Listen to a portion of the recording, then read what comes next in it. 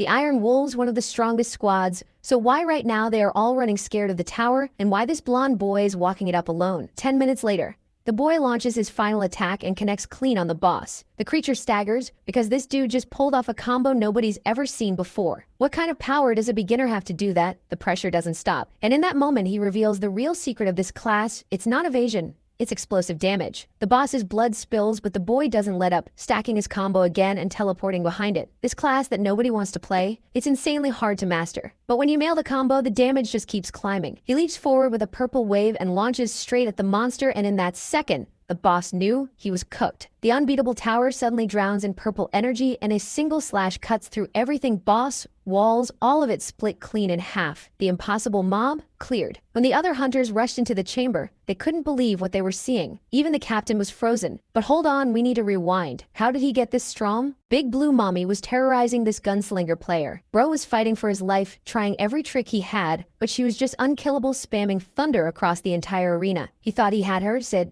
adios, just to get swatted across the map with a single hit. That's when our blonde boy showed up and said he was gonna help. Blue Mommy was charging another attack, and the second the blonde kid tried to draw aggro, the gunslinger froze. A golden gear appeared beneath him. He tried to explain he didn't ask for help but was killed instantly. Before dying, he cursed at the blonde dude, saying everything was his fault. And that blonde kid? At that point, he didn't know that even though for him it was just a game, for everyone else, it was their real life on the line, until this turn came. In a flash of light, his room was destroyed, and a delicious, powerful goddess appeared right in front of him. And guess what she said? That everything was his fault too. He looked tiny in her hands. My ex said the same thing to me once, by the way. And with that, bro got a finger-crushing death, or better yet, a teleport. When he looked at his arms, he knew something was off. Explosions were going off everywhere, and Fire Mommy Bird was commanding an entire army. Thank you, artist, for making every girl in this series marryable. If I wanted to see ugly faces, I'd just walk outside. Monsters are charging. Bro runs and dives into the water. What the hell is going on? Okay, first, he's sure all those monsters are from the game. Second, those hands belong to the infamous class called Dark Knight. Yeah, blood, you're inside the game now. He spots a duo nearby, and one of them has a choosable class, meaning that's an actual player controlling it. The dude has insane aura and easily solos Mommy Bird. But the moment our boy tries to warn him about something, that same golden gear appears under his foot, and he can't speak or move. The duo just walks away while the girl thanks the so-called Beanoch. In another boss fight, he keeps trying to talk to the dude, but it's like the guy can't hear him at all. Bro turns into a popsicle while our boy is trying to figure out why nobody's reacting to him. That's when a monster decides to attack, but he blocks it on pure instinct and slices the creature with ease. And that's when it clicks. If this is the game where he was a top player, then even with this cursed class, he could easily destroy them all. He knew every single combo of the Dark Knight, and now that he's face to face, envisioning the sequences is even easier. Uppercut, dash, brief cut into a basic attack. The boss casts an ice pillar thinking he's got the boy trapped, but the time stop combo activates. He appears from behind and sashimis the guy. Looks broken, is insanely hard to pull off, but it's the most basic technique for a Dark Knight. Boom. The mirror shatters and Thigh Goddess appears once again. She reveals that he successfully passed the test and earned the real quest. He who dedicated his entire life to the world of Arid had the talent all alone, and since he messed up the gunslinger's quest, this is now his obligation. The world of Arid is getting corrupted by a strange contamination. If things keep going this way, every person there will die. But Thigh's mommy is benevolent. She gave him a choice between multiple legendary items. Bro was drooling over the legendaries until he had an idea. He chose a crown that lets him equip any item 10 levels above his own. Crown equipped. And just like that, he's sent back into the game. Blonde Queen says she'll be watching his journey. He gets sent away but swears that one day, she will kneel before him. After that, the MC followed Blade Dude for a while, then went to collect items in the forest, all while remembering that the goddess said he needs to reach 38,095 fame to enter the Hall of Dimensions. That's the only way back to his planet. Next day, he finally reaches the main city of Hendenmeyer, the hub for all players. He's strolling through happily when he spots a girl challenging people to duels. Her name is Chobone, and at this point I need to find the artist so I can send a thank you letter. He walks up to talk and she says he looks strong, maybe they should have a primal fight. I don't know what that means, but I'm in. My man is blushing, but for everyone watching, she's just an NPC, so they think he's some crazy dude role-playing a romance with ChatGPT. He dashes out of there fully red and heads to the guild hall for a quest. One Piece gang is killing him with their eyes, but he walks up to MILF Elf asking if she's noticed anything strange lately. For her though, Nothing stranger than him. That's when the famous Iron Wolves walk into the pub, saying all rookies are the same. Our boy instantly recognizes all of them. He remembers every NPC from the game, and he knows pink-haired Lenny shouldn't show up at the tavern unless the player has cleared 2 dungeons first. Does that have to do with the contamination the goddess mentioned? The group heads out, and our boy decides he has to follow them. He watches them enter the tower. He's thinking about stopping them from going in too early, but gets blocked by nearby guards. That's when he remembers, you need an entry pass, and the only guy who sells them is Roger Levin. Unfortunately, he's on a trip. Excuse me, a sudden figure approaches the MC. Scene cuts to this guy, Pure Chop, talking to the guards and walking straight in. Our boy slips in with him, but then the dude says something unexpected. He's been watching our boy for a while. He laughs and says he's never seen someone so deep into role-playing that they flirt with NPCs in broad daylight. Bro's blushing like what the hell? The guy offers to carry him up to the behemoth, but our boy instantly quits the party. Somewhere else a hand slams a monitor. So, he knew about that secret, unfortunately. And with that, we're back at the tower. The moment our boy is climbing the stairs alone, and the entire Iron Wolf squad comes sprinting past him, desperate and exhausted. Thus our protagonist begins to run as fast as possible with quick steps down the stairs. His figure moved with extreme agility while the corridors began to follow a straight path. He wondered what would happen if those tune that, since if the corruption spreads, the rest of the knights will also be affected. And thus he assumes that he needs to hurry without seeing a strange creature approaching from behind. It ended up attacking in a single strike to the head area. He is startled, but it was a superficial cut. Yet he notices another attack is coming, and so he shoves his hand into his inventory all at once, quickly pulling out his weapon to slice this dragon pup in half. But soon he realizes that several others have appeared above it, thus having to use his own sword to block one of them. With a trembling hand, he admits that he has let his guard down since this place, in the end, is already inside the dungeon that is this entire tower. Soon he ends up cutting another of the creatures while advancing towards the more powerful one. This one ended up attacking several times using its trident. However, our protagonist is able to hold it with immense strength, and thus prepares a kick, hitting it all at once. With this, he was able to distract it while another creature advanced from the side. Then the star is able to avoid this attack using a strike from his own weapon. But with the other creature attacking, he had to use his skill, quickly teleporting to a short distance above the beast. However, he noticed that more winged ones were coming, having to once again use the cancellation of animations. With this, his figure appeared further away from those two. While he admitted that the situation is really difficult, there is no time for retaliation since there are many of them there. This warrior soon approached once again while our protagonist tried to use the dark cut. However, he couldn't do that since the creature was faster. Soon he ends up falling near the wall while admitting that he is out of magic points. In the end, all of this is his fault since he didn't level up while he had the chance. But soon there was a sound that caught his attention, this being one of the traps in the area that ends up emanating a glow, and thus releases a blaze of flames upon this army. Everyone is extremely injured and more vulnerable at that moment, and our protagonist then realizes that this statue is exactly a trick that is nearby. Right after, he remembers that at the end of this statue wrote, there is something that catches his attention. Finally, he ended up running as fast as possible while everyone screamed in his direction. With this, after covering a certain distance, he realizes that he has finally found the recovery magic circle. He then advanced in that direction, knowing that it was just a necessary touch while the creatures attacked. Next, the ketchup ended up flying through the skies once again in an unknown manner. These were the creatures that ended up being torn apart by the teleportation of our protagonist, who now assumed he was much better after all, and thus he noted that he had leveled up at that moment while he was recovering. He then assumed he would ensure to repeat this a few more times to increase his strength. Both dragonoids began to advance towards the protagonist, who quickly used his Black Cross ability to defeat them with ease. One of them observed this while feeling the tension in the air. Engine Stone, however, appeared from his blind spot using his teleportation. Thus, with 3 extremely powerful thrusts, he quickly eliminated him. He then used a spinning attack to continue massacring the rest of them. Soon he thought he was acting like a true protagonist of a soap opera at that moment. And in the end, choosing the king's contract was indeed a good decision as it immensely increased his strength. Soon the blonde continued with that slaughter while having immense fun. Until suddenly, we could see a giant figure emerging. It swung its tail and noticed the bodies of its companions. Our protagonist quickly stated that he should have left earlier, as he was now at a considerable level to face it. This is the nest of the dragonoids, and their leader is called Lachius, who claims to have spotted a stranger polluting the land of the skies.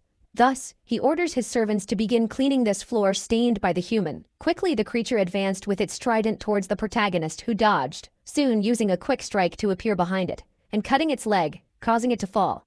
Then, with a black cut, our protagonist was able to split it in half. However, he looked back seeing the other creature. And with his classic teleportation ability, he managed to evade, soon appearing behind the creature with a smile. While saying that it was slow, he prepared to launch a strike. The beast prepared while sweating with tension. However, suddenly it saw our protagonist passing by it and ended up hitting a nearby pillar. Everyone was paralyzed by this comical scene at that moment, and our protagonist was completely frozen, embarrassed and laughing. Thus, the creature took advantage and, with irritation, punched him in the face. Then we can see sometime later where he continues eliminating the creatures. He quickly decided to focus on those that were farther away above but had advanced towards him all at once. However, an explosion ended up happening. They then rose from the cloud of smoke, hoping to have hit him, but our protagonist appeared behind them at that exact moment. He then charged at them, saying the bees insects were becoming annoying, and jumped towards them. However, he ended up using the crushing leap, striking the ground. With that, the creatures took the opportunity to strike his chin at that moment. It is said that the combo system allows you to skip the loading time. However, this is only allowed if you use an order in the right way. Due to this restriction, depending on your choices, it will indicate your skill with this class. Soon he ended up saying that he chose foolishly, and in the end wasted the ability twice while not noticing a trident approaching. But his instincts screamed, and he was able to defend himself while realizing that this was not just a game, but his life depending on it.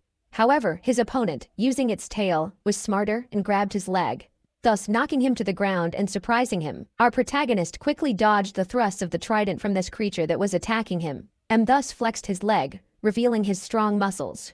Then he pulled the lizard's tail, thus unbalancing it at once, soon charging at it using his blade to eliminate it quickly. However, it was not fast enough as another creature ended up striking him from behind and piercing him. Our protagonist dodged, but realized he had come very close to a premature death. The one responsible for this was the boss of the place, who is currently growling at this very moment. Soon after, he shouted while approaching the protagonist with immense rage. Our boy, on the other hand, prepared to strike at that moment, thus launching a large wave in his direction all at once. But it ended up being reflected by the boss's arm, which felt no difficulty. In the end, he knew that this was still a final enemy, so he wouldn't be able to defeat him so easily. Soon he managed to block one of the strikes while being impressed, as several others came in his direction, forcing him to block and dodge. But the beast did not stop for a moment, as if there were no cooldown time. He could feel that he was being cornered and thus held the weapon. Meanwhile, this was exactly what the creature wanted, and so it sighed, soon launching a burst of lightning at our unsuspecting protagonist. And then we see the result of this, where he finds himself completely injured. Afterwards, he ends up being thrown against a pillar in the area. With heavy breathing, he crashes against the wall, feeling the excruciating pain in his flesh. Then he looks back, starting to reflect on what he should do, while the creature remained extremely imposing at that very moment. But gripping his weapon tightly, he knew he could not give up. And so he advanced once more, saying it hurt a lot throughout this fight. Soon the brief cut was used. However, it was blocked by the creature. He could feel himself getting weaker and thus ended up stumbling while trying to use a spinning strike. Shortly after, he fell to the ground while the creature mocked him, and raising its weapon, it questioned if the game had ended with this child's play. When preparing the final blow, our protagonist was able to teleport, but he ended up whispering something, this being his third move. The beast did not understand and soon charged forward in anger, questioning what was being said, and our protagonist, on the other hand, advanced with extreme fury while saying this was the fourth, soon striking with his muscular arms against this immense creature. This time the beast felt the weight of our protagonist's blow, soon being crushed by the overwhelming leap that was being executed. The boss questioned what pressure was being reflected upon him, since there was no source for such power being exerted. But our protagonist knows that the true essence of combos is not evasion of attack, but rather a gigantic explosive damage being projected at this moment. The creature felt the pain reaching its bones and let out a scream. However, it tried to use its electric aura to strike our protagonist, but the boy was able to dodge while maintaining a serious face. Thus, he finally thought he had reached the fifth and final attack. It is said that the more one uses skill combos, the higher their accumulation, and the fifth use is over 200% of the damage. Thus, his blade shone as the power accumulated upon it. Soon after, the great wave was unleashed all at once, and with that, it startled the creature as it felt its own death. Outside, the birds flew unaware of the danger that was coming, and a purple light began to permeate through those marble walls, while a gigantic attack emerged from our protagonist, who now shattered the entire scene just to defeat this unfortunate creature with a final blow. We can see that he is tired as the body falls to the ground, and thus announced that the nest of the dragonoids was finally cleaned by him. Suddenly, someone approached and questioned what all this commotion was, then come from down there. And so the knights noticed that there was a huge number of corpses there. They then called for the vice captain, saying there was a person inside that location. We returned some time before, where our boy falls to the ground, saying he finally finished, and as he shows himself to be so tired, he admits it was much harder than he had thought, and finding someone to carry him would be easier. Then a light covers his body at that moment. With this, he realizes he is leveled up, thanks to the goddess who managed to restore his life. Thus, Jinstone stands up, saying it is time to collect the rewards from this battle and go to the next floor.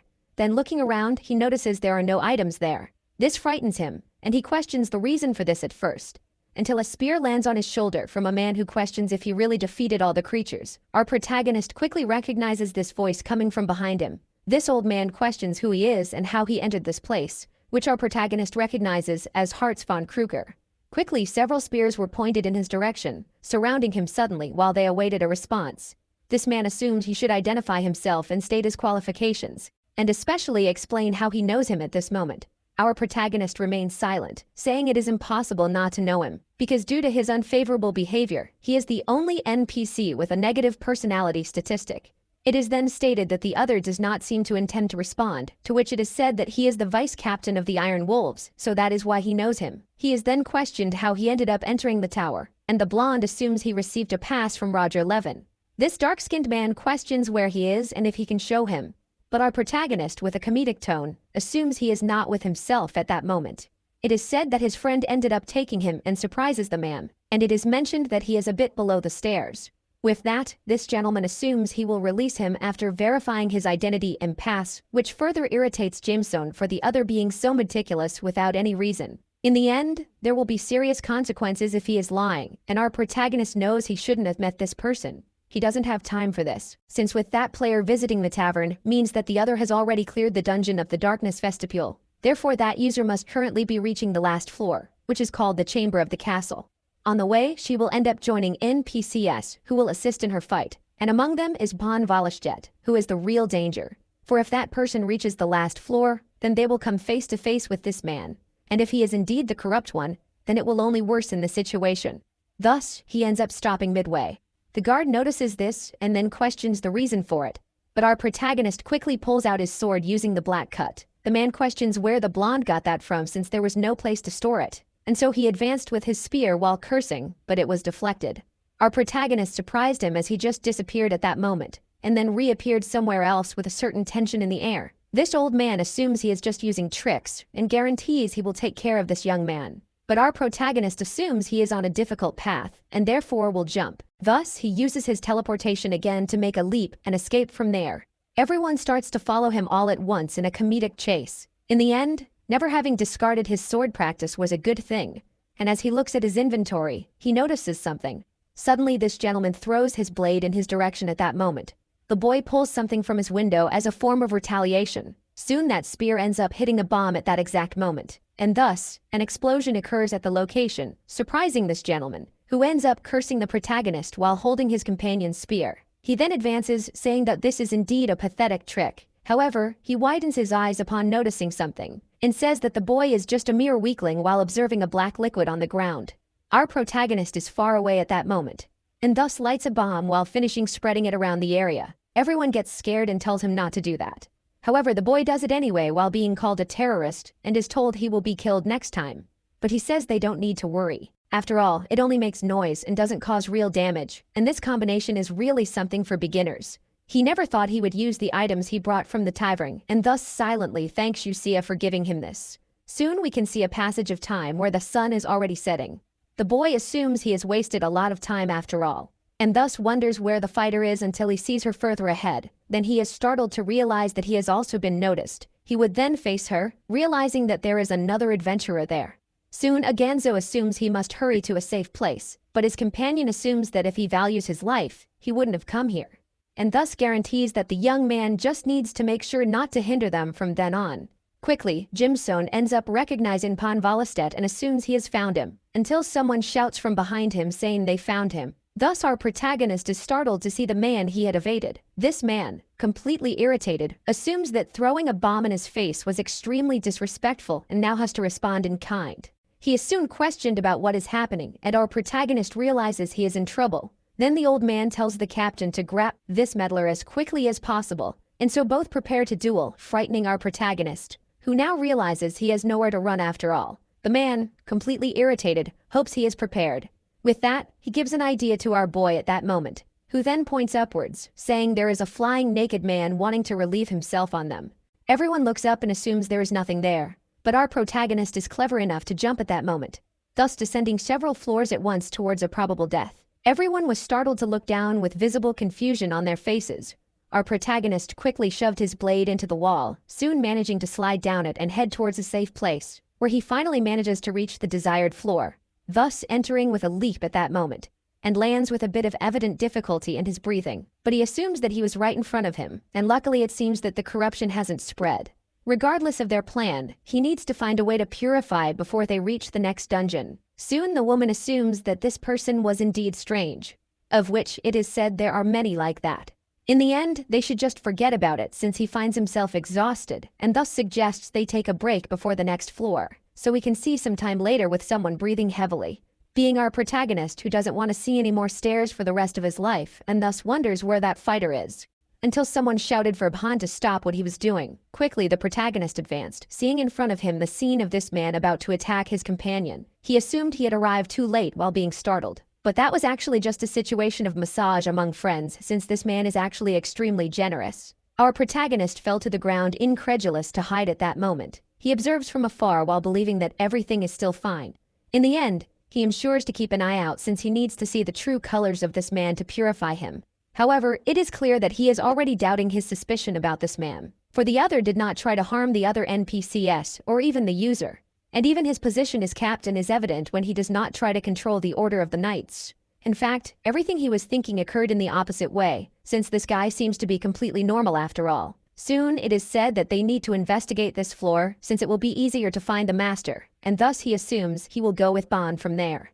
Next, the man in high boots begins to approach, thus standing in front of the fighter and staring at her with a smile. Soon, he brought his hand closer, putting our protagonist on alert once again.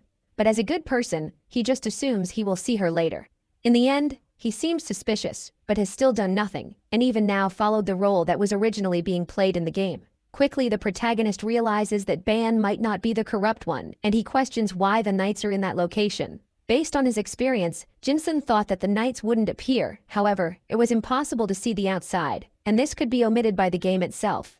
Thus we can see that both men have just arrived in front of the enemy, which consists of several reanimated creatures ready to defeat them. The two prepared themselves while it was said that the owner of this place has no manners, and thus assumes they need to go to the boss. Our protagonist quickly realizes what is being said and begins to reason. Since stopping to think, he recalls that when he defeated the last enemy, he obtained a card. And if we take into account the original story, this NPC shouldn't die there, so it would be better to say that the current corruption isn't there, but rather with the boss monster that permeates throughout this tower. Thus he thinks that the more he reasons, the more sense it ends up making. Soon the boss of the knights questions if that idiot Hearts is still looking for the blonde, to which it is said yes.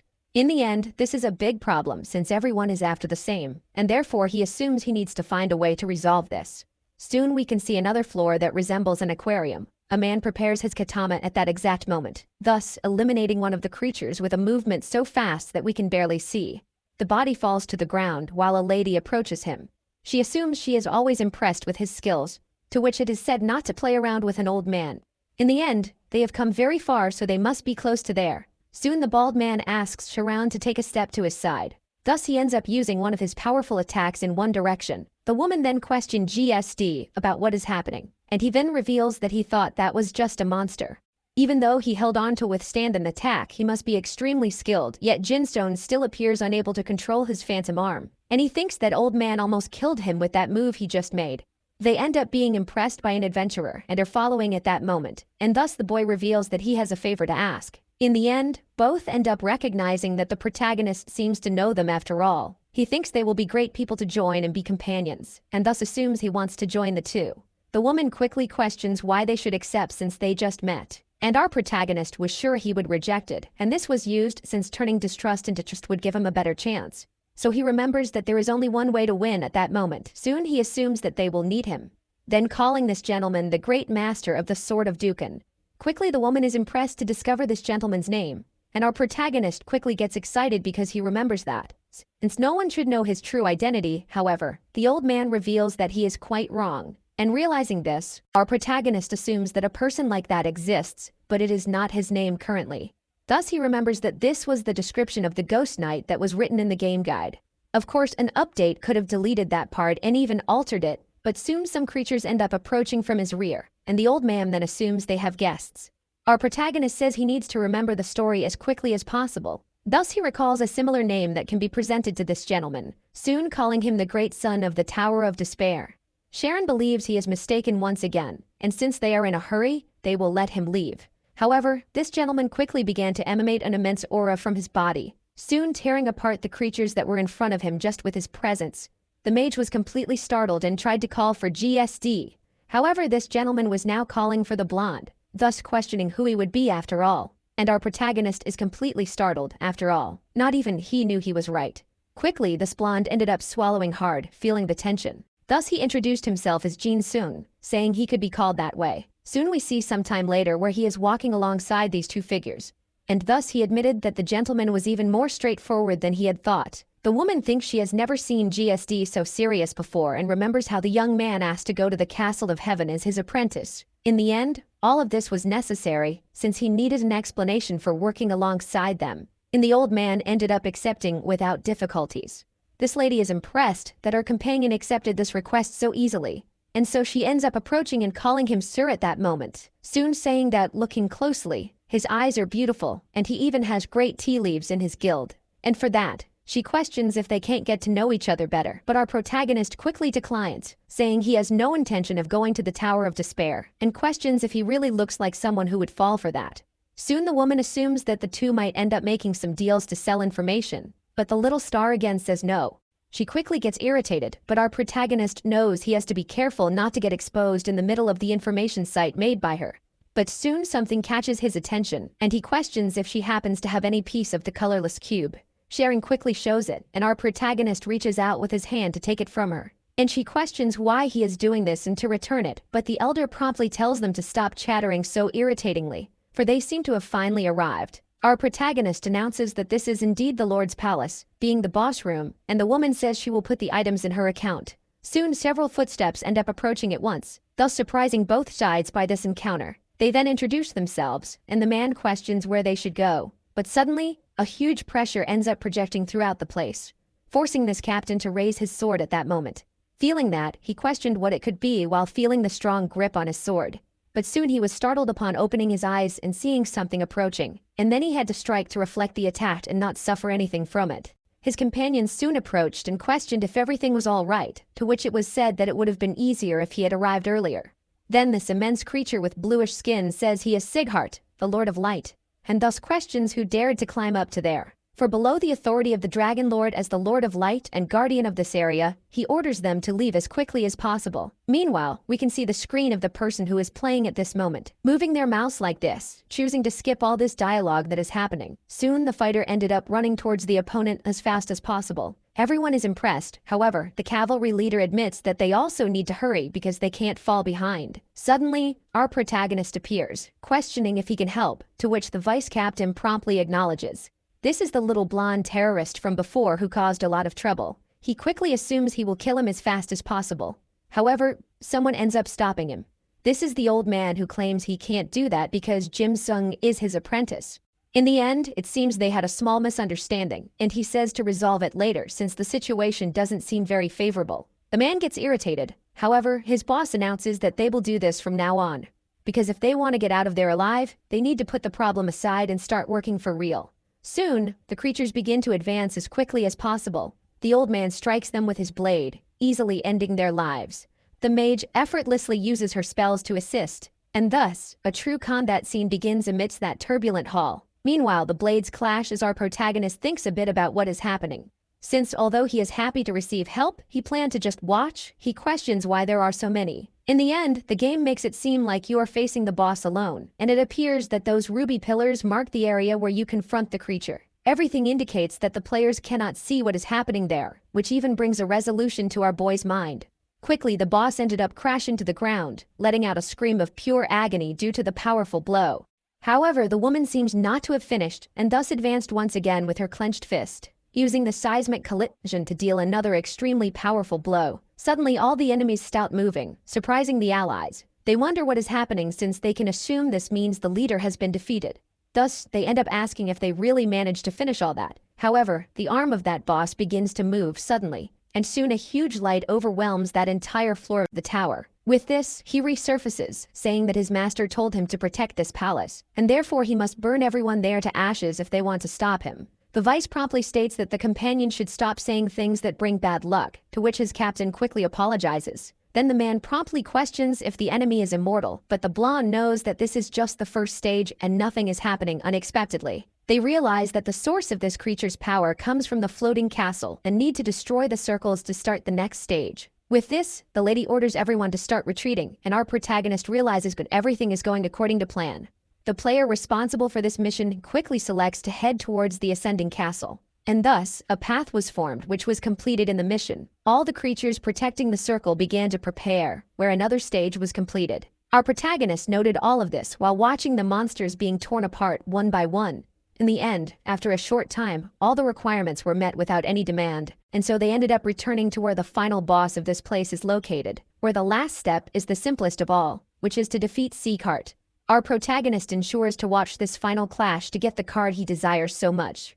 The creature charged with all its strength at that moment, and the warrior did the same, wanting to eliminate it at that moment. Thus, both prepared for the clash of power that was about to be generated, which causes a huge explosion visible from outside the building. Quickly, the player can see that they finally cleared the Sky Castle and thus assumes he has to watch the story and the cutscene events. Soon it is said by the girl that she hopes there are no problems with the large magical circles. Suddenly, the blue flames of that creature finally began to fade, indicating the end of its purpose, and our protagonist stood behind it, waiting to see his final prize.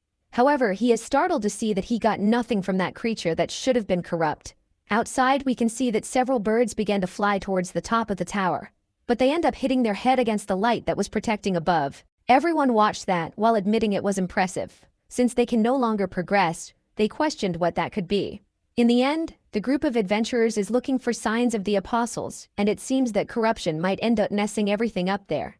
The mission in the Castle of Heaven has finally ended, and he hasn't received any corruption letters. He quickly starts to reason that perhaps something could happen that he himself might not have noticed, until suddenly the girl from before calls for her captain, questioning where he is, and our protagonist is completely startled by that unexpected figure, this being Lenny, who quickly notices him coming down the stairs.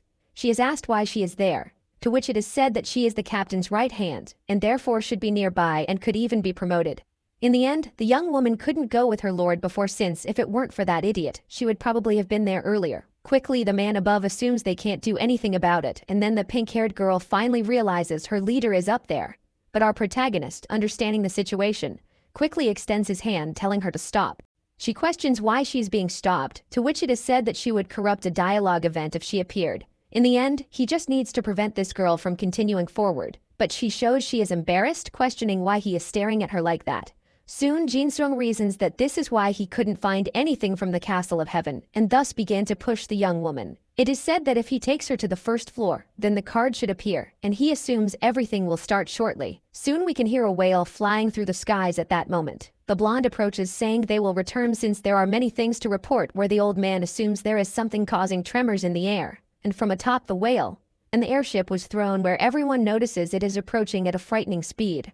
The cavalry leader quickly realized that this is probably the worst type of scenario possible, while the pink-haired girl wondered how this happened, and our protagonist simply said it was part of the final event. To be more specific, this is an emergency lifeboat, and the NPC Ophelia will fall in front of the group of adventurers to start the next scenario. In the end, they don't have to worry and therefore will hurry to descend, which is said to be falling at that moment. Our protagonist asserts that there is nothing to worry about, where the young woman assumes she needs to talk to the captain to flee immediately. However, the blonde knows it is nothing dangerous, and therefore they don't need to continue with that. She tries to refuse, and Jimson assumes he can't let her do that until it is revealed that it is heading in their direction. And our protagonist at that moment tries to warn that it's not like this is going to fall on them at first. But quickly looking back, he realized he was wrong with his statement.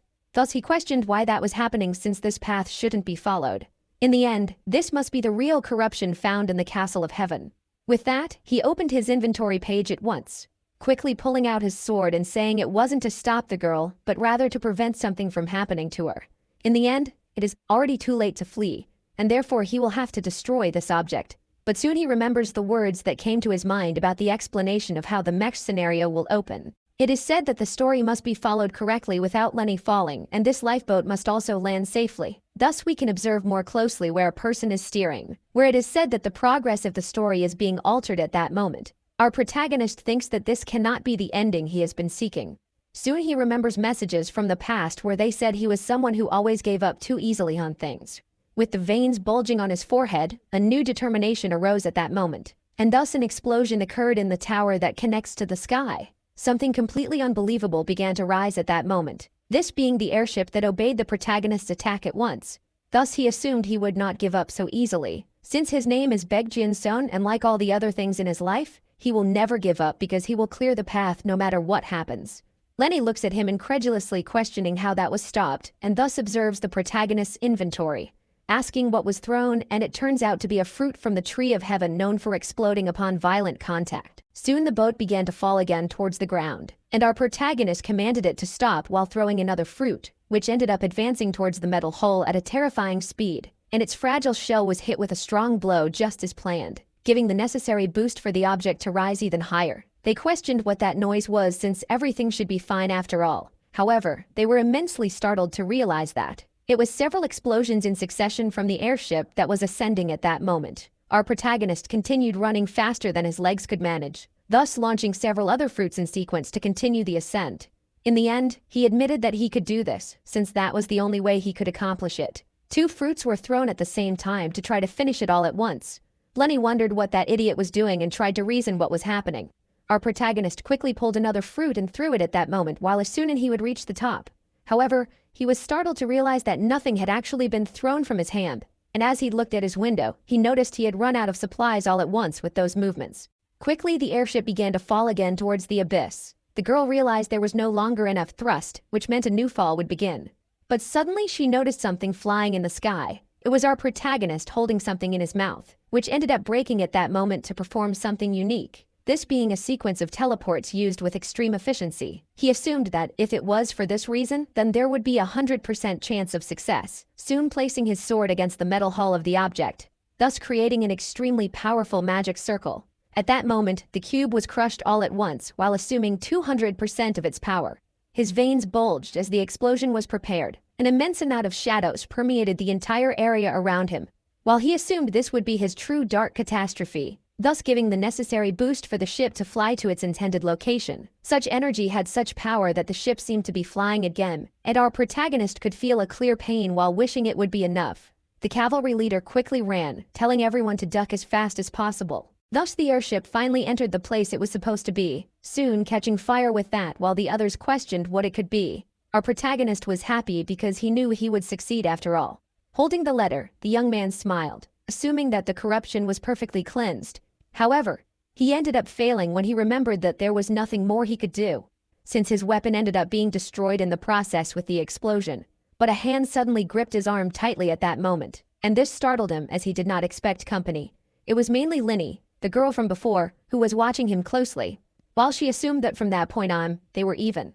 Our protagonist quickly sighed, saying he didn't expect the rebound from his dark explosion to be so strong. In the end, this sword must just be bad, and therefore he must find a way to get something new but is out of items or gold. In the end, leveling up was something that really helped, since it allowed him to learn the dark explosion that was useful at that moment. But when he uses those abilities, he needs an item like the cleaning cube fragment. They are called FCL moves, which are extremely powerful, and in the end, he will need more for other actions in the future. But now if this is how it will be, he needs to be careful. Besides, he has no other choice but to go to the Principality of Belmire, known as the Guild of Mages. A day ago we could observe the entrance to the Tower of Heaven, where he, completely injured, questioned what was being said. The girl pointed out, assuming that the blonde prevented the boat from killing her and that she saved his life to help him. With that, he owes her a heartfelt repayment, but the boy only thinks he should tell the guildmaster that she came on her own, making her say that if he snitches, she will kill him. However, his face takes on a cute tone like a true love-struck girl. Soon she approached with her hand, giving him a flick on the head all at once. Then she ran off saying that at 6 o'clock on Saturday she would be waiting for him at the port entrance where he was supposed to take her for dinner. Our protagonist is startled. However, it is said that he is indeed arranging meetings after a dungeon. This really is a good and blessed life after all. Our protagonist quickly greets the Grand and Vice Masters while it is said that there is no need to be rigid since they are there to say goodbye. And the completely irritated man assumes he will be very sad to know he cannot take his head at that moment. But soon, the captain passes by his side calling out Jim Sum's name. While he secretly assumes they will meet again very soon, our protagonist quickly remembers the name Bon Volestat. In the end, he was not corrupted. But upon recalling the story, he assumes it is very dangerous and therefore needs to stay away from someone like that. However, he ends up bumping into the old man from before who stares at him once again. Our protagonist quickly falls back saying it was quite a scare. However, the old man merely states that the young man did a good job at the Tower of Heaven. Our blondie thanks him for being asked to listen, to which it is said that it is no problem since he saw that the boy really needed it. However, he assumed they still have something that needed to be conveyed at that moment. Jin-sun quickly says to keep quiet about the true name of the son of the Tower of Despair, and the other assumes he will trust the waves of shadows that accompany him. Soon he ends up leaving, thus leading our protagonist with the mage at that moment. In the end, she understands that the old man also wanted her to hear that and claims to have no interest in it. She then turns to the protagonist questioning if he was the one who redirected the ship close to them. In the end, it could have simply been blown up or something like that. But he brought it to them, as if it were necessary for them to find the person who was inside after all. The boy quickly fell silent at that moment, observing her directly. However, it is said that he does not need to respond to anything at that exact moment. A man also has his pride, and it is said that he can come at any time to bargain with her. Argonist soon arrived at the guild while assuming it was larger than he had thought. Walking through the corridors, he assumed it was extremely grand, since he thought it would look like a small shop. Just as it was shown by the visuals of the game he observed on his computer. Jin-sun wonders if it is really okay to make trades with this woman since all he desires are information. In the end, corruption and even the goddess herself cannot be taken so lightly, so he questions what he can offer in return. Now without weapons or gold, all he can rely on is his knowledge of the game. And thus, the owner of the place finally approaches and states that he arrived much faster than she had thought. She soon questions if he is ready for a conversation, to which our protagonist recognizes the companion beside him. She is introduced as Iris, who reveals that she already knows our protagonist in some way. He questions how that is possible while our protagonist assumes she is a divine NPC from the Mage Guild. He wonders if she really knows him in some way, and soon he can feel an extremely threatening presence coming from her. Such a form of power was assumed to be a shadow enveloping her being at that moment. He then took a step forward, questioning if it would really be possible. And thus, he looked at her with a determined gaze, soon revealing he knows she is the singer of fortune and calls her that. Questioning if she was able to see his future, since she must already know what his role is in this world they find themselves in at the moment. This seer finally opened her eyes at that moment. Thus she says she feels he is someone who deeply questions things after all. Soon a small melody was played indicating his future, and thus she withdrew, assuming that everything is predestined after all. Our protagonist heard that and squeezed her hand with that phrase, soon recognizing that it is a line from the game, which is extremely positive for him. In the end, he might have had a very deep look regarding all of this. However, the mage became curious about something. The young man promptly questioned what it was, where it is said that he was only told the name of that woman. And even so, our protagonist still knew that she could foresee the future one way or another. In the end, he knew GSD, was aware of the airship, and even knew Iris's identity. And with all this, he questioned who this man really was. Our protagonist thinks he has ruined everything just by saying that. Thus, he took a step forward with his confidence restored, soon facing the woman for a more private conversation, saying that now is the time to reveal his true identity to her. He knew this was the only option and thus admitted that, in fact, he was a person capable of seeing the future and altering it in his own way, and this is the only way he could use to sell information to this woman. Then, a few days passed, and we could observe the Mage Guild. Suddenly something rushed through the corridors as fast as possible, almost knocking over the shelves due to the immense hurry being followed, until it reached the door of the leader of the place where our protagonist was at that moment. And thus, a young woman approached, calling for the guildmaster immediately. For they had a problem where it was said that that person had gone away, thus explaining that Lorian had indeed disappeared. In the end, the woman showed concern since that little pest had really vanished just as previously stated. Soon the magic stone was shown, and even though they tried to call her, there was no sign of response since the previous day. Quickly, the lady asked for them to search for her in the surroundings as fast as possible, which was understood. Our protagonist was behind the door in silence at that moment, and thus he stepped out. Assuming he was right since Lorian Cornera had indeed vanished, known more for her arrogant personality than for her abilities. In the end, he foresaw the future where she would eventually be found after her disappearance. The woman stared at him from afar while the light from the window permeated, and thus he thought he must be crazy for saying that and questioned if it was a work of his own. In the end, this is a completely different problem from the recognition of information about Iris and Mr. GSD. However, when he remembered the airship case, he reasoned that our protagonist really does foresee things, but he shows himself to be completely cunning. After all, this is an event that occurs after the tower incident, and now he doesn't need to pay much attention in the end. Still, it seems that the maid still doesn't fully trust him. Then she apologizes for today while assuming that the woman must find Kargan as soon as possible. Quickly, the woman recognizes him as the dark elf from the city. She really doesn't understand how he can be useful, but the protagonist just says she must do it since it will be important. For in the end, she will need several daisies for a future very soon. Thus, we can observe the city where a huge circle protects it from above. Our protagonist thinks that Sharon is almost believing him, and if he can ensure the city's safety, then he will get what he desires. Most incidents are resolved before any damage occurs with the help of users who take on the role of adventurers.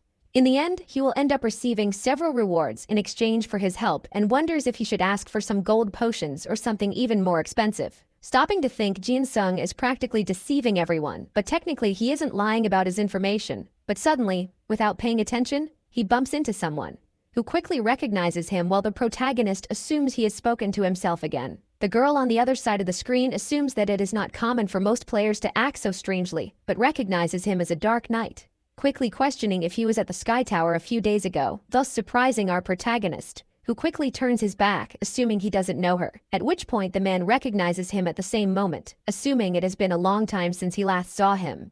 In the end, it is said that he continues to act. However, his level remains very low, and thus he wants to know if he wishes to be carried. Then something catches his attention at that exact moment, and thus he whispers for Jin Sung in a private message method that makes him shout in surprise. The girl starts laughing a lot at that last message she just read. In the end, our protagonist ended up getting startled just by a subtle message and questions the reason for that, further irritating the blonde, who quickly realizes that his name was mentioned and questions how he knows that. With this, that guy assumes that the username is indeed his real name, which is quite funny in the end. Our protagonist quickly questions since when that is there. After all, since even before the Sky Tower, no one managed to recognize. Meanwhile, remember that you ended up introducing yourself to the gentleman as Jin Sung. In the end, he didn't have a username until then, and reflects that his actions really have some strange effects. Soon this stranger snaps his fingers, admitting that he likes him quite a bit, and so he asks him to join his guild immediately. For if he accepts, they will give him intimate equipment and potions, in addition to being carried through various dungeons, but our protagonist simply declines. The man seems to ignore it, saying that there are several tutorials and things like that, until the boy gets distracted by something else. He quickly recognizes that voice and passes by that figure, heading in that direction. Ophelia continues shouting and claiming that she will take revenge no matter what happens. Our protagonist watches from afar, assuming that she is the survivor who is on the burning airship. Soon something attacks suddenly, causing her to drop her dagger.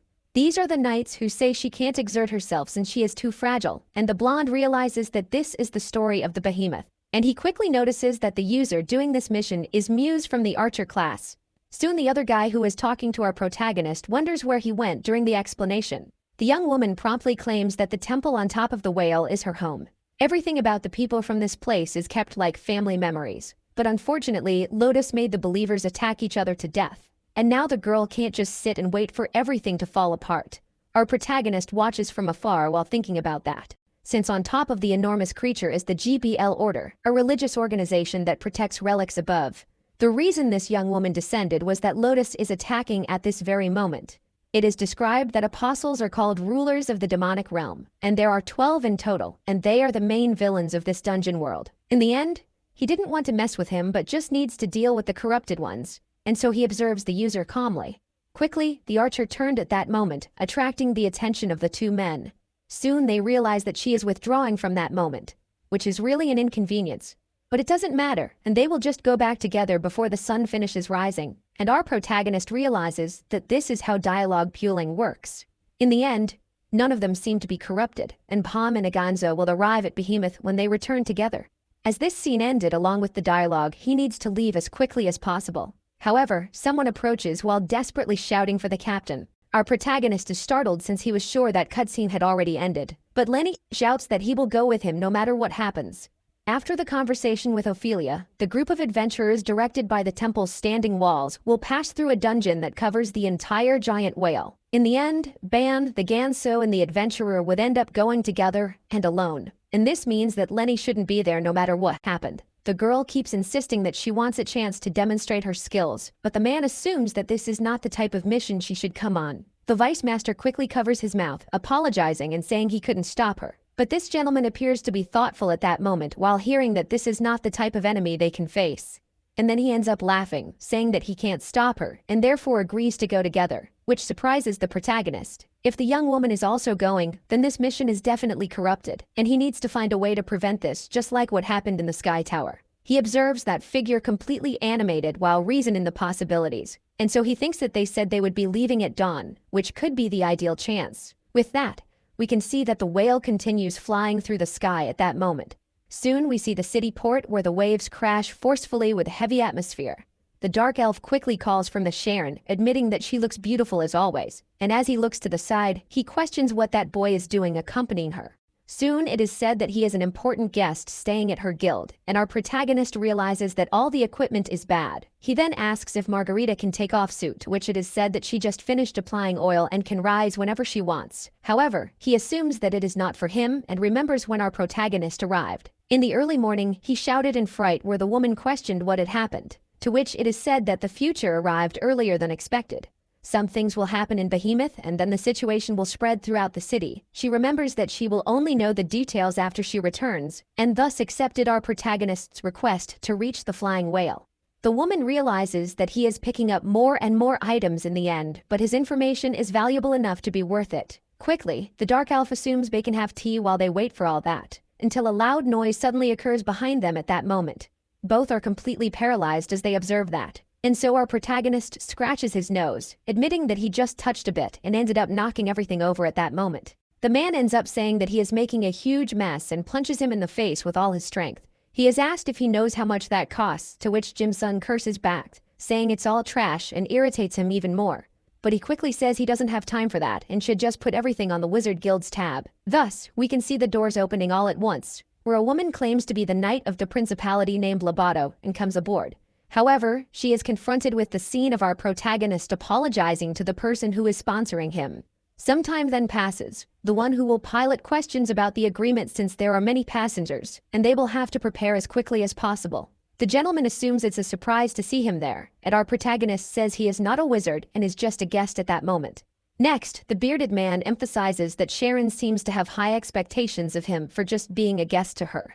And as he observes her, he notices a latent hatred while she holds a long list of all the damage the blonde has caused. He starts to chuckle lightly while rubbing his injury until someone notices him. Thus, the cavalry leader realizes that GSD's pupil is there, and our protagonist quickly claims he came there with the Wizard Guild for an expedition. Bon is surprised until our protagonist asks for a borrowed member since he had no chance to hire bodyguards. This gentleman accepts, leaving Lenny to stay by his side. The girl is completely embarrassed. However, our protagonist, with a mischievous smile, assumes he can monitor her more easily this way. With her mind completely clouded, she questions what he is plotting, until the Dark Elf shouts for everyone to board as it is of utmost urgency. Suddenly, the previous adventurer approaches, saying that everyone is there. Quickly, the sails began to unfurl amidst the skies, and that boat that was in the water finally began to fly at once.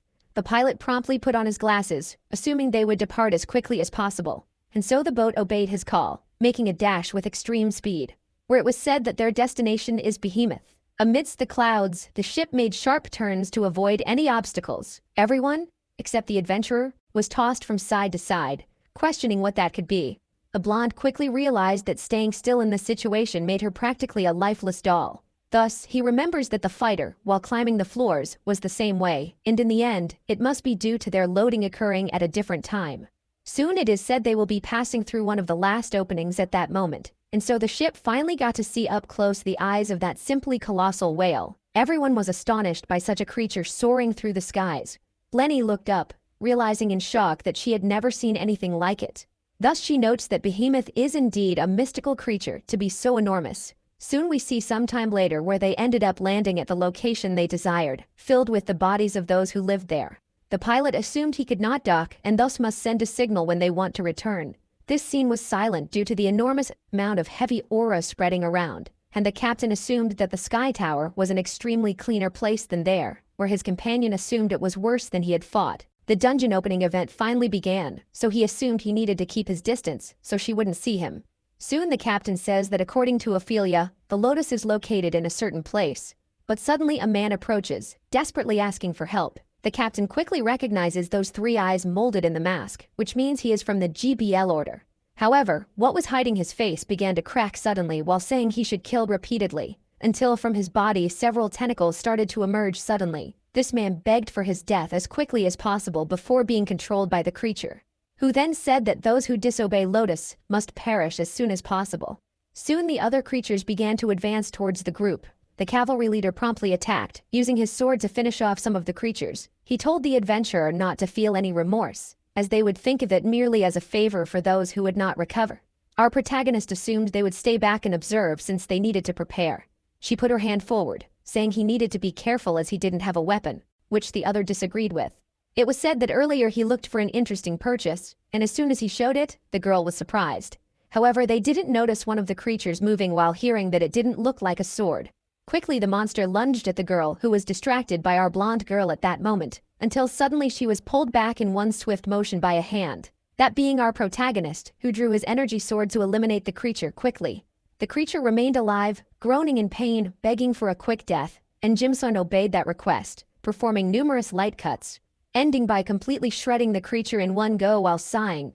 With an extremely charming tone, he asked if Lenny was okay. The girl looked at him with a flushed face of excitement at that moment, until some time later, we can see a bridge with some sounds. Responsible for this was the archer, who was now piercing another creature. It was said that for now things were finally clear and the path could be followed. The bearded man quickly informed that the adventurer might have noticed something, since there had been eyes on them since they left the outer walls, but they picked the wrong people to spy on. And so we see that only one woman is staring at them from afar at that moment. Generally, both should try to catch them. However, it was said that they should continue on their path, for they were already approaching the area within the jungle that was their objective. Soon the cavalryman decided to question whether the people whose minds were controlled were still capable of using magic. But our protagonist thought not, as they were merely the remnants of the battle against that person. The number who had not yet been controlled was called Isadora, who ended up chasing the group and tried to kill them before they had their minds controlled. However, they caught her by surprise and fought right there in the center of Dendroid. It was said that not a single person died there, and after the fight, the enemy became an ally and guided everyone to the path where the calamity lay. If the fight is over, that means they are heading to the next dungeon, and our protagonist thinks they are moving too slowly because of Lenny. However, the adventurer is progressing faster than expected until she receives a flick on her head. The girl questions if he is listening since his head seems full of wind. In the end, he didn't hear her and asked her to keep focused from then on. If nothing happens and the story continues to progress normally, this girl in front will end up dying, and our protagonist can clearly remember the scene in the near future. It was said to continue while the boy knows he can't do anything since he shouldn't even stop. This is an end that is already determined and cannot be changed. Thus, Jinsen ends up calling for the girl, who quickly questions what it would be. Then he decides to just joke, saying she will get hit sooner or later if she doesn't stop waiting for him. She gets annoyed by this joke, and our protagonist thinks he can't change what happens but will ensure to fill her with happy memories so she can lead happily. Quickly, the girl assumed she wanted to ask if the young man had any kind of girlfriend. He becomes startled by that phrase, freezing in place, until he stops to think and questions what kind of situation this is since he just asked her a very different question. Quickly, he begins to think for a moment until several roots start to emerge from the ground suddenly. Soon his companion manages to jump back at that instant, until our boy's hand ends up being caught by one of the creature's branches at that exact moment. Lenny calls out to Jeansum questioning if these roots really belong to a dendroid, and our protagonist reasons that some must have been left behind along the way. Thus he turns to his inventory asking to be faced since he will cut all its branches. However, he does not notice one of the creatures advancing through his rear guard at that moment, and so he thinks this could be his end since he did not pay attention to the smallest details. But his companion was able to cut the creature in one swift move using her blade. Thus she freed her companion while advancing towards the other trees. The knight wonders what that could be since everything is very strange in this jungle completely filled with beasts. It is said that this is a monster called a hunter that uses a ritual to avoid losing control. However, the girl tells him to stop talking. The atmosphere lightens as it is said that they were caught off guard, and the blonde admits he got a bit too confident. Quickly, the creatures began to advance towards the duo, who quickly responded, doing the same with our protagonist feeling confident. Thus both began to divide the creatures without any problems. Lenny was extremely proficient in using his heavy weapon, thus managing to eliminate them. A true massacre was occurring among those possessed by the demon. Our boy was laughing confidently at that moment, while Lenny also smiled, and in the end, he had already made his decision. Thus he could see that both were tired at that moment. The girl quickly fell to the ground, startling our protagonist, who questions if she is okay too, which she replies that she is very tired. In the end, she thinks she might have twisted her ankle, and thus asks for a little help. Our protagonist looks down at her and reveals that he actually has a girlfriend. He then says that this girl must know her very well. She understands with a vacant look. However, our protagonist holds her hand, saying he was going on a date with her this weekend. And with a sincere smile, he admits that she could not forget the promise she made to. In the end, this might be a useless pity. However, he is not doing the wrong thing, and thus admits he is not sure if he knows good restaurants. However, he did not care about any of that, since he wants to do everything possible for his companion to be happy in death. While running, he questioned why he was hit, where it is said that he deserves much more than that. Our protagonist says he would do his best, which made the girl even happier at that moment, seeing his sincerity. Soon both ended up arriving at the place they were destined to. Their figures passed as quickly as possible, running towards something. This being an enemy quickly divided by the two warriors. The girl called out to the protagonist, questioning if this was the right way, to which it was said yes. The first destination is the right night that comes right after the sanctuary where a special weapon is located. However, Lenny ends up calling for Jinsun once again, where they notice some traces of the archer's skill that passed through there. The girl promptly realizes there is something shiny in the midst of that. And our protagonist, upon holding it, realizes it is a rare item that was left by the player who ended up letting it slip. He quickly questions what these chains are, to which it is said they are being sealed with magic. In the end, rare items and above can be magically sealed. Our protagonist asserts that all he needs to do is remove the seal. However, he is not able to do that. Quickly, he notes that he will need Sharon's help later, until something catches his attention. This being several pieces of equipment that are found there at that moment. His expression turns startled, where his companion also questions why that is scattered. Reasoning a bit, Jinsun realizes she does not need that equipment. After all, this is not her main account. Soon he grabs everything while asserting that he will take good care of them no matter what happens. Thus, some time passes and they finally manage to reach the boss of the Forbidden Sanctuary, known as High Priest Alsor. This creature calls out to Isadora, saying they were family, so why did he abandon them to ensure his own survival? The captain asserts that it is possible to resist mental washing with transformation, however there is no way back. The woman quickly assumes that her companion always sought infallible methods, even if they involve forbidden knowledge for anyone else. As they approach, Lenny tries to call for the Grand Master, to which our protagonist tells him not to interfere as it could be important. And suddenly, the creature lying there ends up spitting blood while calling his companion a fool. Logo, the woman, ends up saying that they need to keep moving because they have little time. Jinsun realizes that nothing seems to be corrupted up to that point, and now one last event needs to happen for everything to go right. However, suddenly the girl trips over something and falls face first to the ground while calling for the leader. Our protagonist questions her state by chance, trying to seem funny to him. But when he looks a little down, he notices that there is a book there at that moment. And thus he realizes that this is something extremely important after all, since it is the Book of Genesis. This is a sacred tome that prophesies the fate of the apostles, which is an essential element for the story of this world. But suddenly several attacks end up cutting him at that moment. Our protagonist is startled to realize that Lenny is really annoyed by that. So he approaches and questions what is being done, where she appears confused. Jinsun assumes that this was something important until someone hears these phrases. Thus the captain starts to come back, saying that he heard a similar voice at that moment. With that, his hand moved closer to the wall while he leaned in. But he ends up finding nothing in that corridor. He walks a bit while assuming that maybe he is being too sensitive after all because of the danger. His companion questions where he is going, to which he says he is already coming back. And our protagonist assumes that they narrowly escaped being discovered, but the captain did not find the book. At that moment he questions what he can do, since things will be corrupted if it continues this way. But Lenny has a red face while she looks at him with extreme admiration. For she can see the beauty and charm that comes from the boy. Suddenly, our protagonist begins to approach the girl, who becomes extremely embarrassed. She questions why he is doing that while the boy simply tells her to be quiet at that moment. Their lips then come closer. The young woman is surprised and in doubt about what he plans to do there while they are hiding. But with a twist of expectation, our protagonist is actually rewriting the original content of the book since he has seen this countless times before. The girl asks if he is not going to continue with his act, to which he says he needs to concentrate. Thus he stands up, leaving the hiding place, assuming that he has finally managed to complete chapter 1 of the Book of Genesis. In the end, he is not a genius, and thus questions what Lenny is waiting for, where it is said that she wants to kill him. Suddenly the captain looks back at that moment, thus seeing that there is a book there that arrived mysteriously. Our protagonist celebrates in thought since it was successfully delivered. The man reads that they were not gods due to the lack of power, and regarding the Book of Genesis refers to them only as followers. Soon a laugh is heard and our boy questions if everything is all right. The man then walks to a part where the light permeates.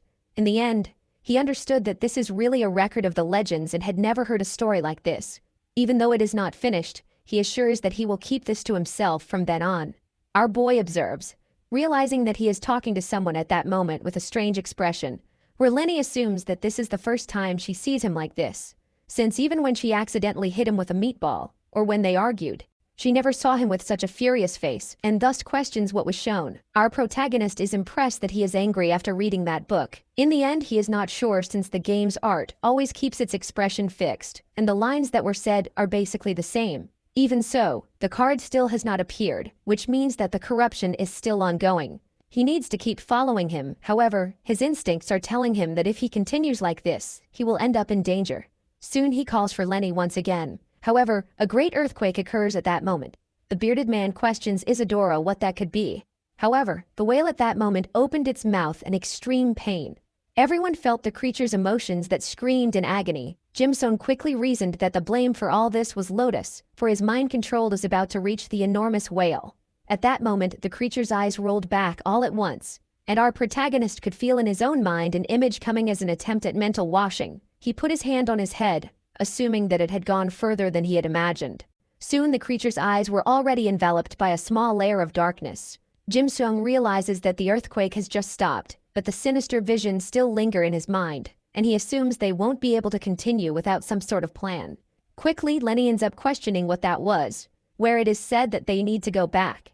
The girl tries to say that the Grandmaster is still there, but the blonde has just realized that he needs to report something to the guild immediately. He pulls out an object, hearing Sharon questioning how he could ask her for something like that. Until suddenly, his own communicator vibrates at that moment, catching his attention. Our protagonist assumes that she must have received the signal, so they will send the boat to come pick them up soon. His companion questions what was discovered by him, where he decides to simplify, because he found out where Lotus is going at this very moment. The girl stands outside the door, guarding with her enormous sword, until she hears a shout, questioning if he really wants to go out into the middle of the ocean. Our protagonist assumes that this place above the sky is originally where Lotus lived. He doesn't even have half of his strength because of the temple. In the end, he is controlling Behemoth to reach this location, which is said to be worse than he thought.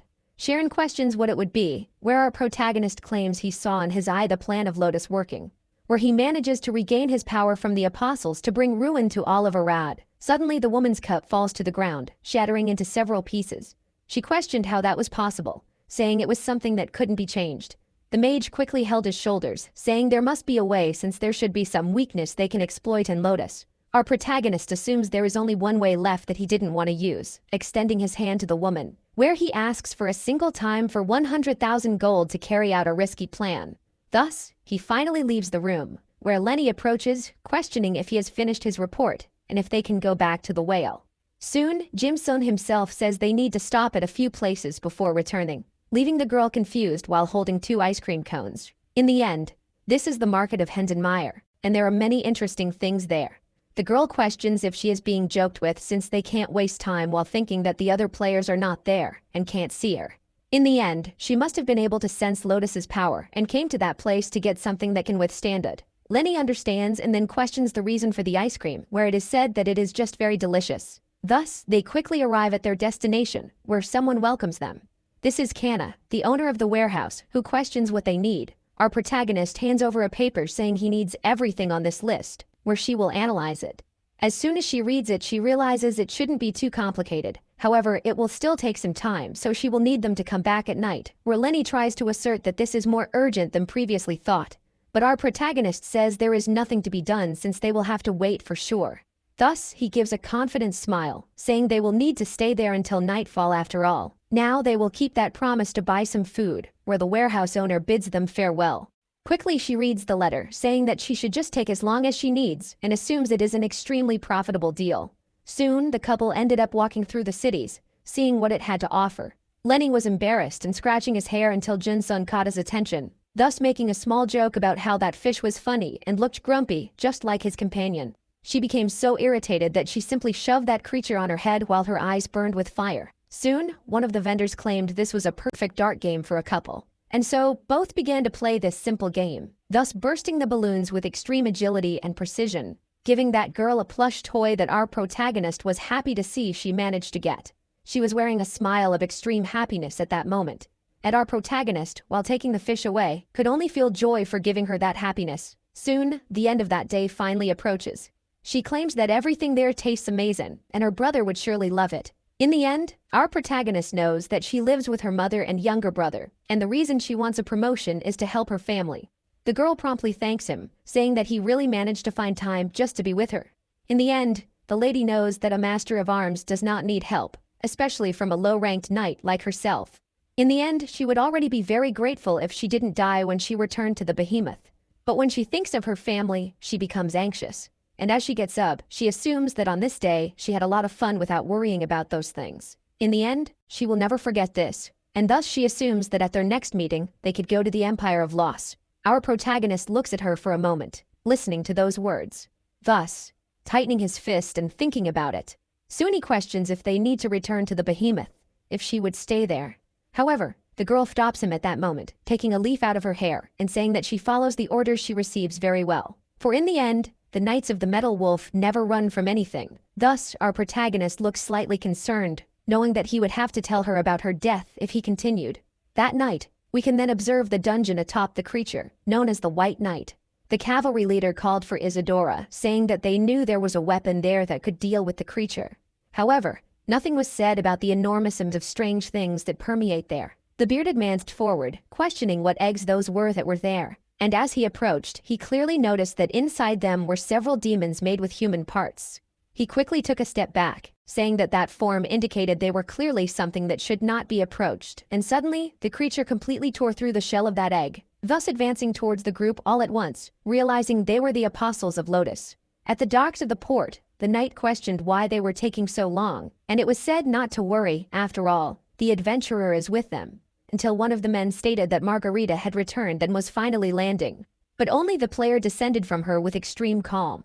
Quickly, the vice master arrived in front of her, questioning what happened to the others, until suddenly an item was shown that was the great emblem of the master, which is a call for the knights to gather. Thus he understands that they have been summoned and asks to be guided while everyone prepares. Soon we can see another room where light permeates, and our protagonist observes all his new equipment equipped, where it is said that they must be free now. Upon opening his information window, he clearly notices that his reputation increased more than tenfold just with this. Thus he gets excited as he notices the armor disappear. His companion with him questions what happened. However, her reputation did not change. Then she notices that the parts just became invisible and that she feels no weight from it. Now we can see other people approaching, thanking him for giving them time.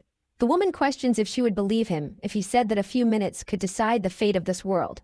And our protagonist realizes that Iris is at this moment holding something of extreme value. This is the Hyper Jammer, a bracelet that allows resistance to the mental control of the demonic creature. But in the end, she is not giving this out of a good heart, and rather because currently, this woman is just a puppet at this moment. Quickly, the adventurer equipped the object on her arm. Our protagonist knows that the equipment ends up not working as it should, and something will happen to her soon. And in the end, stopping to think, his job is to guide the story back to the original path and not change the parts he doesn't like, for this is all just a game. At this moment, everyone is ready, and the Vice Master warns that they have started to move. Our protagonist follows Roboto while it is said to start climbing above the ship, and Jinsun realizes that it has finally begun. What he longed for, which is the end of the fight against Lotus. At this moment, they will return to the behemoth to discuss their plans, as there are two destinations: the center of the sanctuary, and the ruins where the members fled to hide. Because of this, the huge group was divided into two. where the player will bring back the survivors from the ruins, while the other knights and our protagonist will pave the way to the final boss. Thus, we can clearly see one of the creatures being killed without any difficulty. It is said to keep firing, as the path will be clear with this. One of the creatures advanced quickly, saying to die in the name of their Lord Lotus. Our protagonist quickly warns to run, as he is about to do something. And so he makes a quick movement, cutting down the creatures that were coming towards the soldiers. Everyone is impressed by his terrifying speed at that moment. However, our protagonist hears a scream as another creature charges forward, going after one of the men who ends up being trapped and thus prepares to be killed. With a shout, the dagger flew towards his face at that moment to finish him off. But our protagonist was quick enough to destroy the creature with a simple teleport.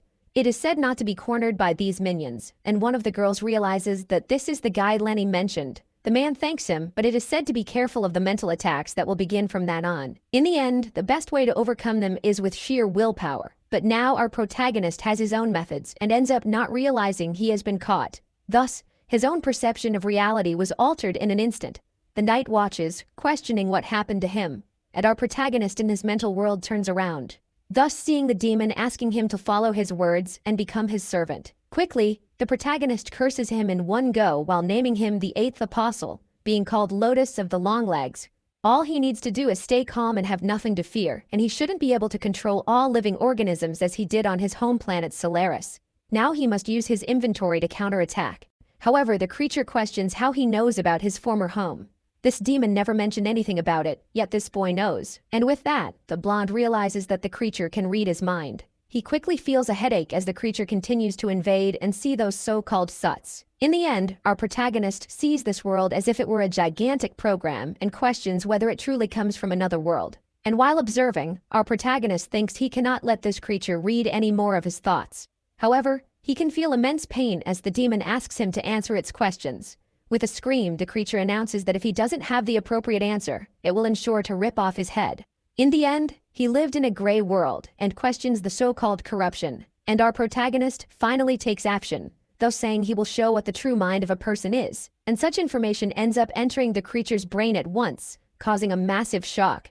It ends up screaming in agony, questioning what kind of strange thoughts these are. Our boy finally frees himself and stops feeling that agonizing pain, and as he looks up, he thinks that the tide has turned in his favor, this being his chance. With his sword in hand, he asserts that he came from another world, so he knows quite a bit. At that moment, he even knows how to get rid of this place. The creature tries to learn more, but our protagonist asserts that it should no longer attempt to read his mind, or it will end its own life right there. Quickly, the octopus questions if he dares to bet in front of the great apostle. But our protagonist firmly states that it can think whatever it wants, since he has nothing to lose. Quickly, the creature then questions what he truly wishes to know. Thus, our protagonist asks if it would be the source of the corruption. The creature asserts that those words were seen in his mind, and there are some apostles who are contaminating things, like the so-called revolting delight. Our protagonist asserts that he is not talking about something physical, however, that is not its concern. Quickly, the blonde sees that it also does not know if the apostles are responsible and thus questions what it is laughing about, where it is said that it should already know the answer in the end.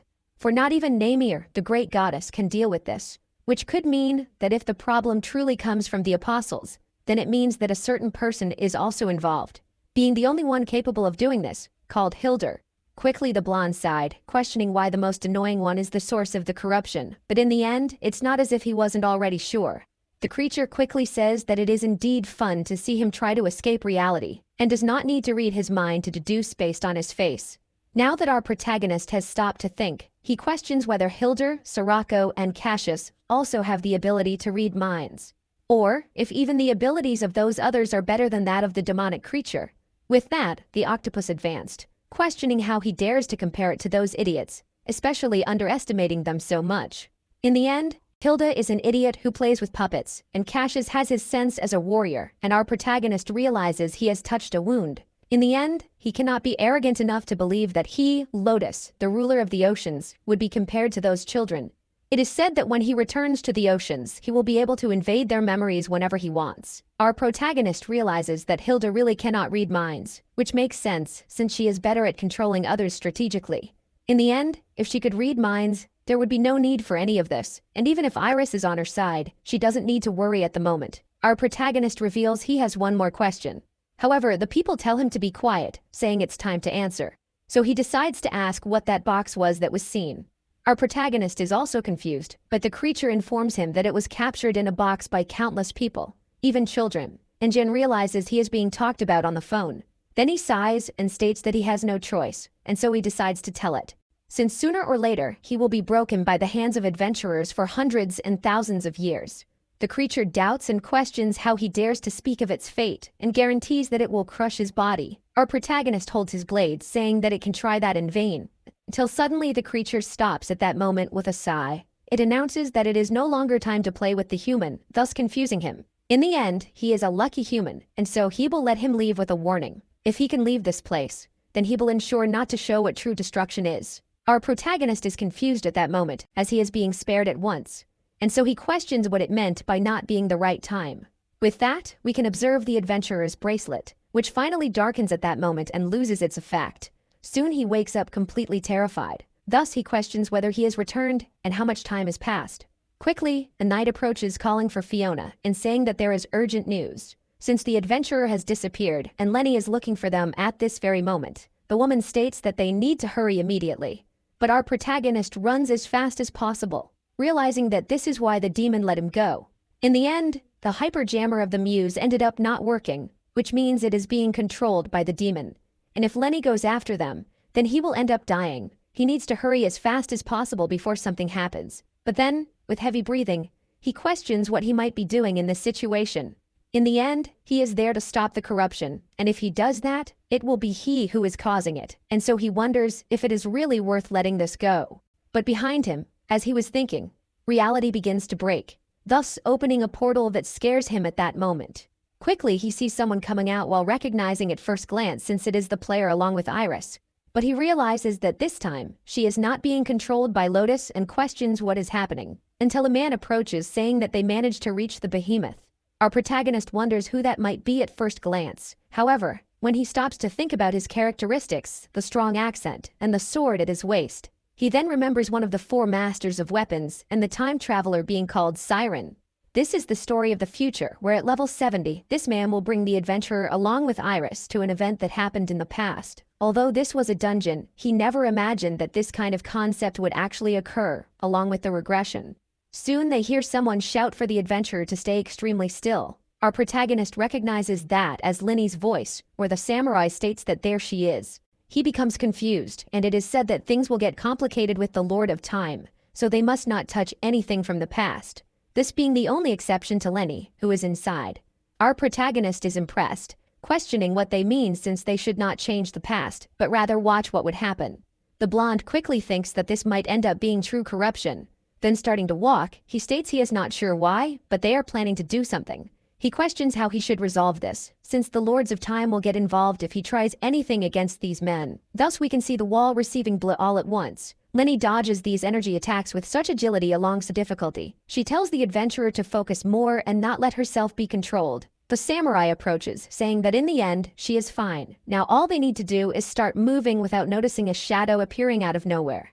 This being our protagonist who attacks them, however, the man is able to retaliate. He then questions what it is that is interrupting him, and thus realizes it is an apostle being controlled. Our protagonist claims he was not caught, and in the end, he does not know what is happening, but cannot let them do as they please. Now he needs to keep his identity hidden, however, the items become invisible. He tries to shout that this is a disguise, but the man advances once more, soon hitting him multiple times and forcing him to defend himself. In the end, he will be discovered, and if this continues, the Lords of Time will end up interrupting him. However, suddenly the fight continues without any intervention. Thus he questions why nothing is happening there. Soon he tells the player not to move, using a quick movement.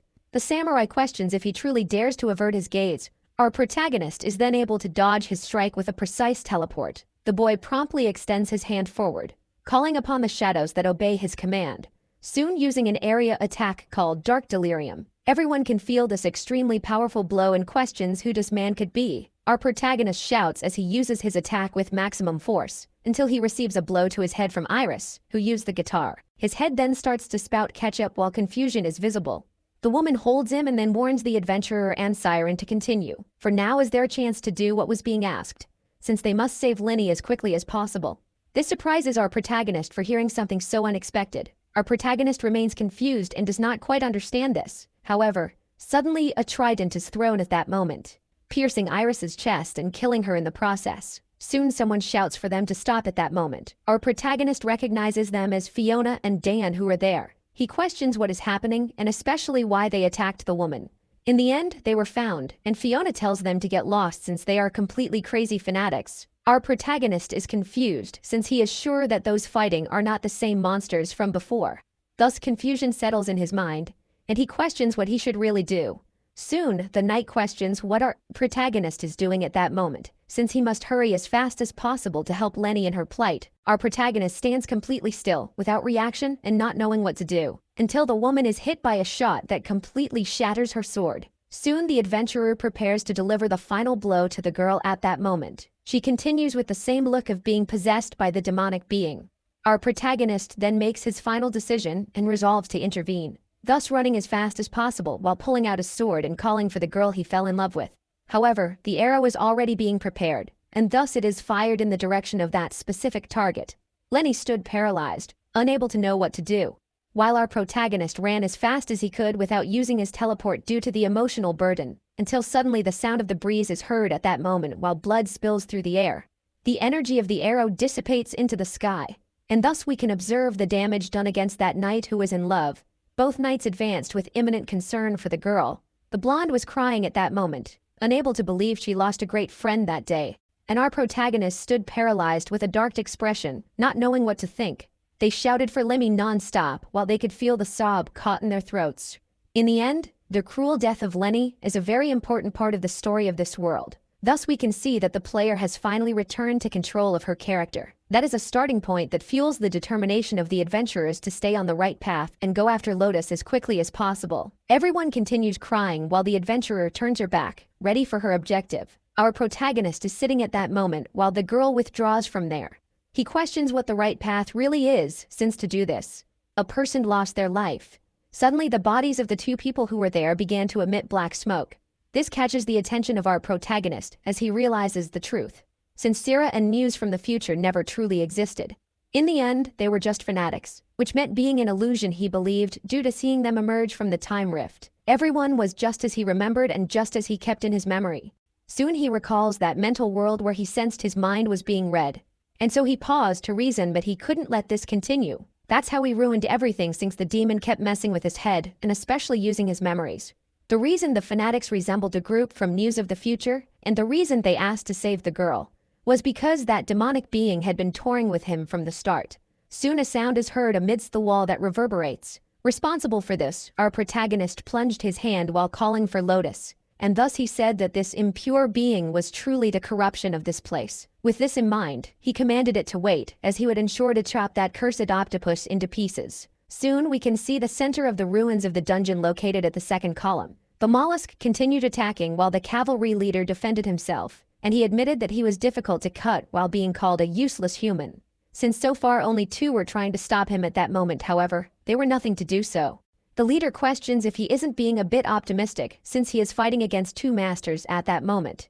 But as he advances, the creature immediately tells him to be quiet, until suddenly the adventurer approaches with a shot using her life skill. The cavalry leader gets excited about that, telling them to continue since she is very late.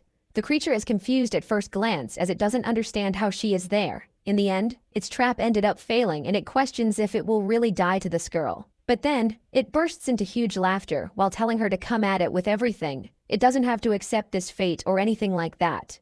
Soon the archer fired several arrows in succession, thus hitting the core where that creature resided. She quickly said she would kill the adventurer no matter what happened, thus trapping her with its tentacle and ready to crush her. However, suddenly it turned into smoke all at once. That scared the people who questioned how that was possible. However, the blazing debut is an extremely effective skill that allows her to go to the creature's rear. The cavalry leader gets excited since that was indeed a teleport, which is extremely impressive. The beast quickly curses her once again, as it advanced, wishing for her death. However, the archer was faster, thus using the moon chaser to finish off the creature. Soon the place where it resided began to collapse while it was said that there was no way left. The leader then assumes that it's finally over amidst the laughter. Then the bearded one states that the adventurer arrived in time while it was said that they would be fine without her. But then he praises her for making a huge contribution. However, Suddenly the octopus continued spuchin, which scared the cavalry master. And thus the beast asked not to make it laugh with those futile actions. Soon a huge shockwave spread throughout the island, and even the sky surrounding it distanced itself with that heavy aura. Everyone then knelt weakly, questioning what this could be. The leader then questioned what he was doing at that moment, until everyone's eyes were possessed just like their minds. Quickly that heavy weapon was finally dropped to the ground, while the creature's laughter could be heard indicating its victory. For now, the three most powerful members were under its dominion at that moment. In the end, the octopus kept laughing since fate could really be changed and the great Lord this would always be eternal, until it was surprised to hear someone questioning if that was really funny. Our protagonist finally arrived with an extremely badass pose, and thus he claimed that this was the end of that stupid creature. Finally, the body of the creature was becoming visible. Our protagonist then questioned if it really believed that was so fun, since the lives of people are not something that can be controlled so easily. Quickly the creature questioned how he managed to move where it was said that he is just a useless one.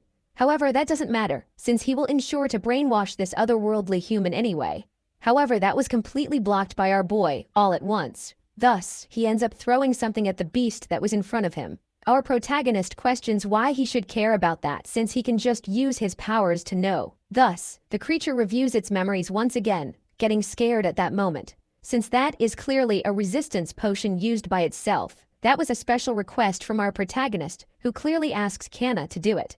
In the end, he tried to copy the abilities of the Hyperjammer since she can block visions and brainwashing but not telepathy. With the tentacles unleashed, he advanced while calling him a brat, thus questioning how he dares to use such a trick against him. In the end, that is ridiculous since he only gained an advantage and now has several tentacles to entangle him even without a mental wash. Our protagonist then pulled out his sword, saying he was getting tired of that voice since they would end this as quickly as possible. Thus, we can clearly see the moon shining in the sky at that moment, until the octopus was struck with extreme force by the boy. He then questioned what was happening to his tentacles at that moment, and the creature screamed for him to be quiet while attacking, but our protagonist teleported quickly using his abilities, soon appearing behind the creature ready to eliminate it. However, he ended up being struck by surprise by one of the tentacles coming in his direction. In the end, he could read all its tricks since his fifth combo now is nothing special. Thus, he continued attacking while questioning how he intends to fight someone who can easily read his movements. And our protagonist then smiled at that moment, questioning if he can really do that.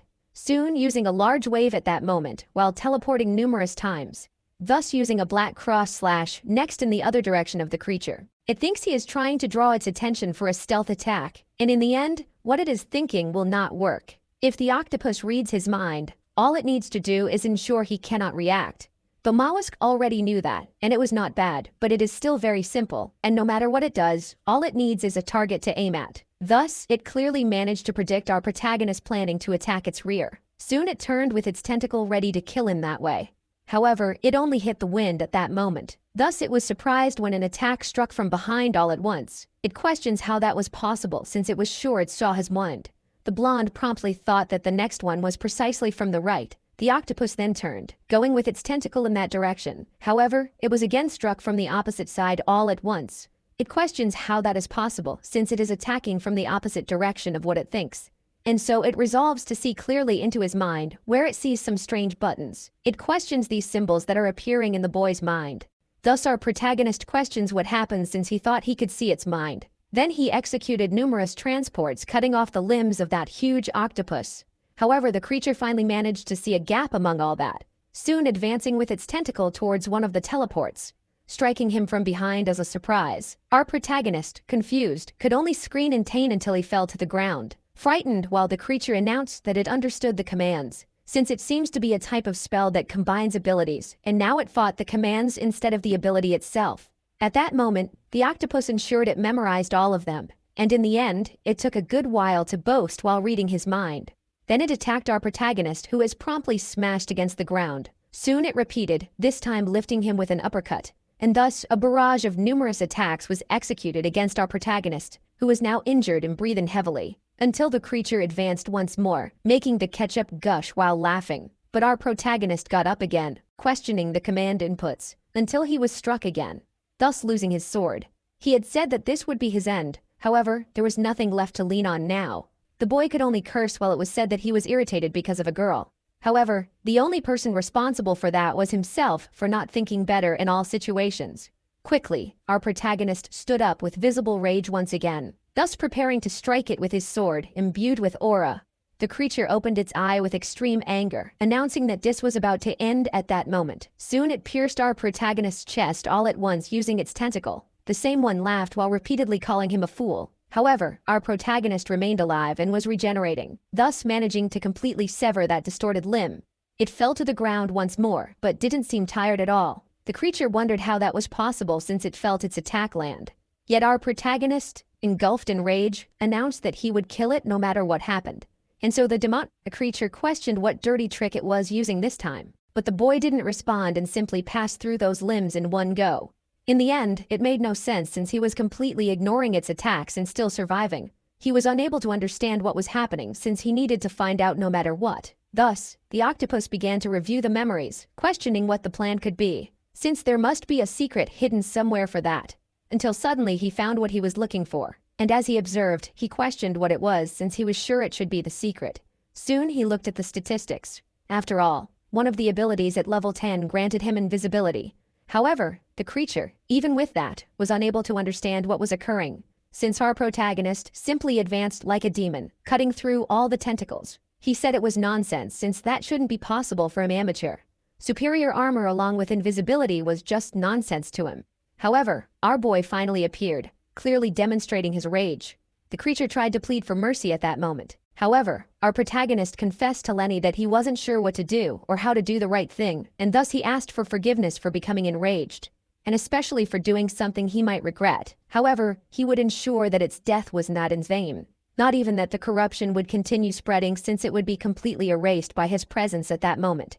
In the end, he was able to gather all his energy deep within that special weapon of his, thus forming a gigantic black blade that would be used. Then he charged forward in one go as fury took over. The creature could observe that strike approaching, not understanding the size and power it possessed. And thus it was completely split in half by the darkness itself. This was the definitive black cut, something that completely surpassed that island, devastating all the vegetation in its path. In addition to forming the gigantic crater with it, the leaves flew through the skies due to the energy possessed, and a huge cut in the earth was made and shown to us by our enraged protagonist. Thus he dispelled that blade while saying goodbye to the person who truly had won his heart in this world. After all that fighting, the rain finally began to fall, soon weighing down the atmosphere even more after an unexpected death. The creature was shown to be breathing extremely heavily, and thus we see the damage our protagonist ended up causing it. In the end, the system settings and destiny are truly strange things to think about when it's just a mere puppet. And so, Jinsung approached with a heavy step. Amid laughter, he questioned if everything was all right with that since he should meet his end at the hands of the adventurer, which means he is committing corruption. Then he decided to say that it was no different from anything else that happened since he is just a puppet continuing to chase chance. But the blonde was already tired of hearing that, and thus prepared his final blow while listening, thus completely eliminating the creature that died at that moment, soon freeing the minds of the other group members who faced him. With their hands on their heads, they questioned what had suddenly happened since they saw strange things while being controlled. However, upon facing the adventurer, it became clear that she was responsible for this.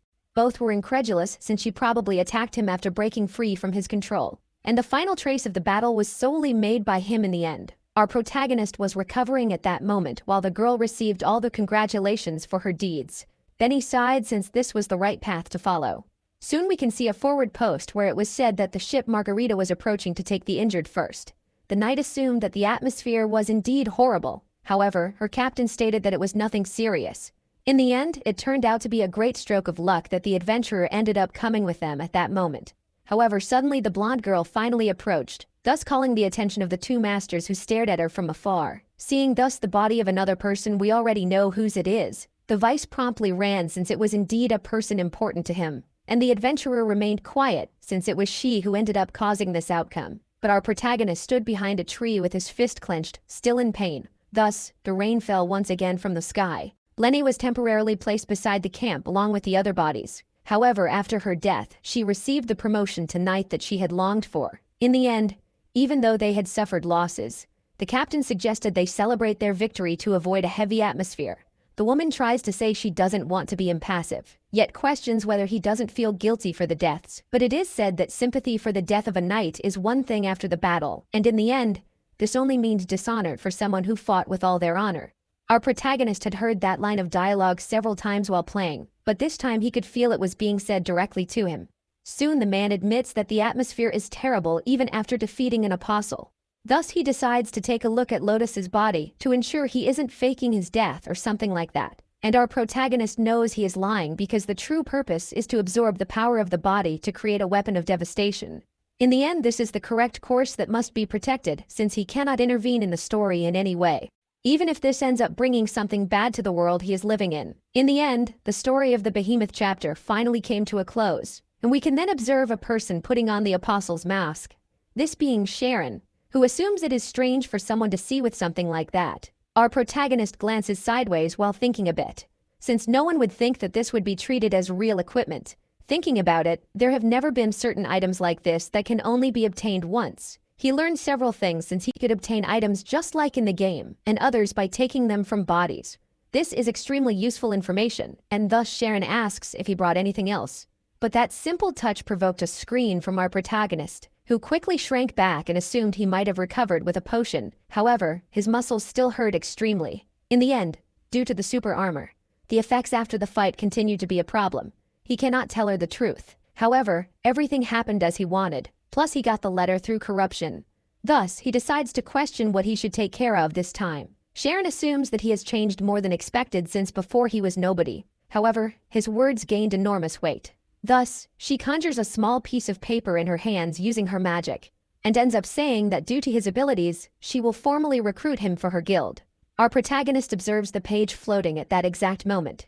Thus, the rain finally passes outside. The young man with claws assumes he is finally signed and then asks if she could give him the payment immediately, to which it is said yes, since the contract was sealed. Quickly, she questions where he is going at that moment, to which it is said that he needs to check something and will return in a few days, which makes her question if he is just running away with the gold at that moment. But our protagonist just gives a light laugh, telling her not to worry, for he already has a reason to give his best at that moment. However, he did not know that his plan would fail, for the rain ended up destroying the path to Elvengard, which is the forest he wanted to go to.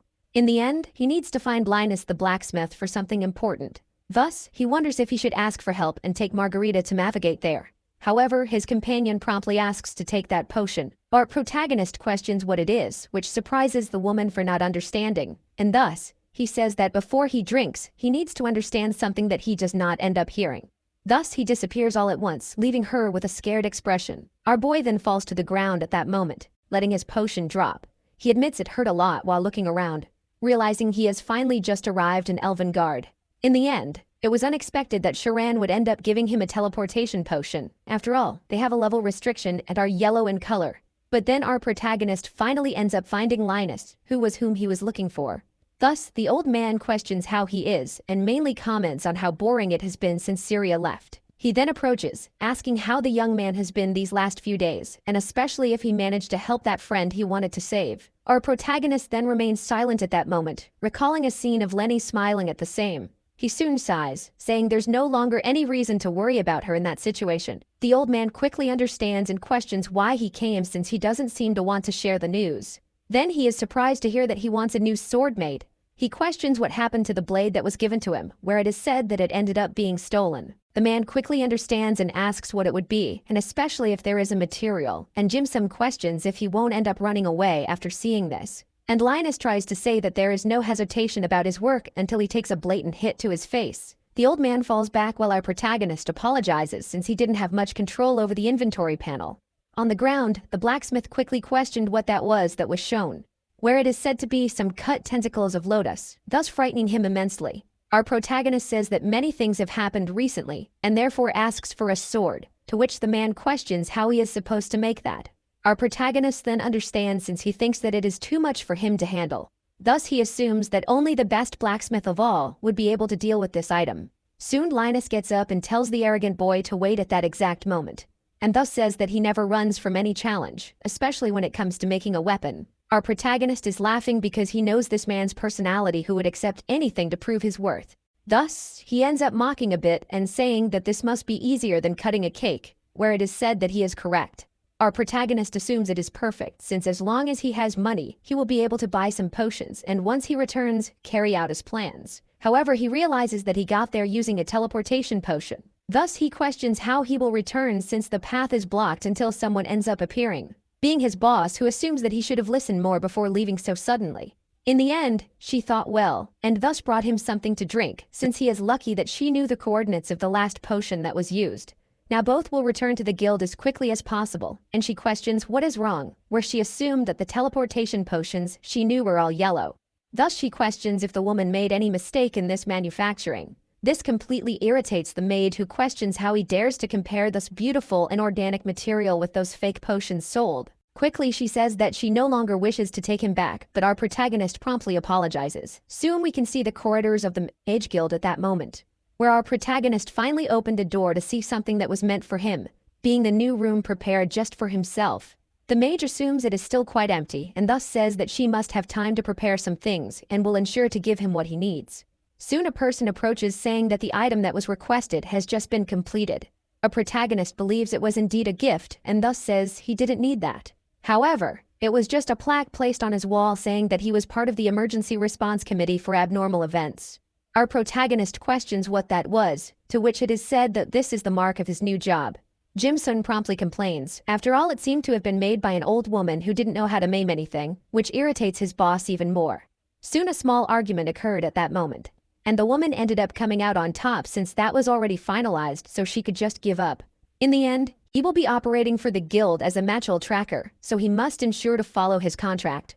Our protagonist then thinks of the next danger that comes, since after the events of the behemoth, the metastasis coming from another apostle will be approaching. This is a phenomenon that happens where the dimension ends up separating and occurs due to an unknown nature after the kidnapping of a certain person. However, the true reason the apostles are making this move is because of Hildur, since she has enough power to cause a break in the dimension where demonic creatures can end up entering us.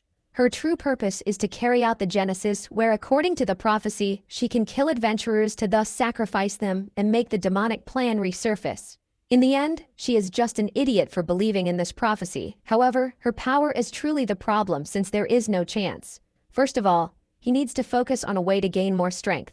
Thus, he questions Sharon if she knows how to make healing potions, which is surprising. In the end, what he desires is something that can combat the corruption of spirit and mainly fight something that Sharon understands as a plague. Quickly, she asks where this will begin, and our protagonist reveals it to be Ophelia in the kingdom of Fenner. The mage is immensely surprised by what is being said. In the end, what is approaching comes directly from the city underground where the dark elves live. Our protagonist then apologizes. However, it has already begun, and so we can see this kingdom that is being ravaged by the plague. A man shouts that everyone needs to go back inside immediately, for the city is being contaminated because of these humans who are nefarious beings. One of the mages questions how they dare to attack their kingdom using these methods while claiming he will ensure his revenge. In the end, all their forces have already gathered at the door that leads to the surface, and now they are all walking towards a true war. Some time then passes, and soon we return to the forest, where our protagonist has just arrived and sees a frightening scene before him. This being the blacksmith who is currently engulfed in flames, while he raises his hammer ready to finish, thus striking for the last time his most recent creation. Then he sighed, claiming it was complete while feeling proud. Our protagonist realized it is the discontinued item from the giant tentacle of Lotus, and thus thinks it is the same as in the promotional images. Quickly, the blacksmith questioned what he meant by that, and it was said that there is only one thing he would like to ask at this moment. With that, the blacksmith decided to question why he wanted the mold at this exact moment. Our protagonist then thinks he can gain a skill and change the appearance of an item, and thus claims he will make a lot of money with it. Soon we return to the city where someone appears to be tired. This adventurer we already know assumed that the daily missions and raids have been very boring, until suddenly looking up, there was a message that caught his attention, since the idea is something he knows at this exact moment.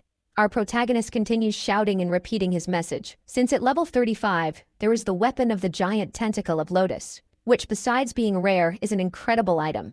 And suddenly this man ended up whispering privately to our protagonist, who ends up shouting. He laughs at that moment and questions what is being sold while our protagonist assumed he would never get used to it. This blacksmith watched him with doubt and our protagonist wondered how to use it the same way. As soon as he understood, he started sending messages, and the person ended up saying they would buy this weapon for 8 million gold.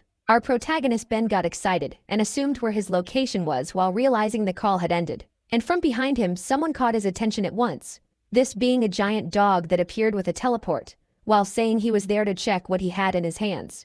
Our protagonist quickly understood he had just changed his main character to buy this item. Quickly, Jimson questioned what this pink aura was that permeated his weapon, where it was said he had enhanced it more than 13 times. The boy was then surprised. After all, most people stop at 12 due to the excessive cost it incurs.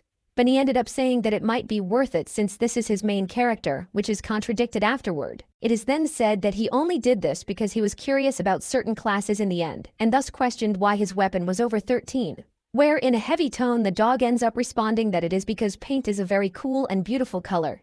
Jim Sung then is surprised and hesitates for a moment. In the end, he is absolutely insane and crazy, and thus decides to follow this path to complete the trade. Soon it is completed, and our protagonist finally receives all the gold. The dog, on the other hand, keeps the weapon and thinks it's amazing since it also has the same aura. He believes it is incredibly cute and thus claims he has something else.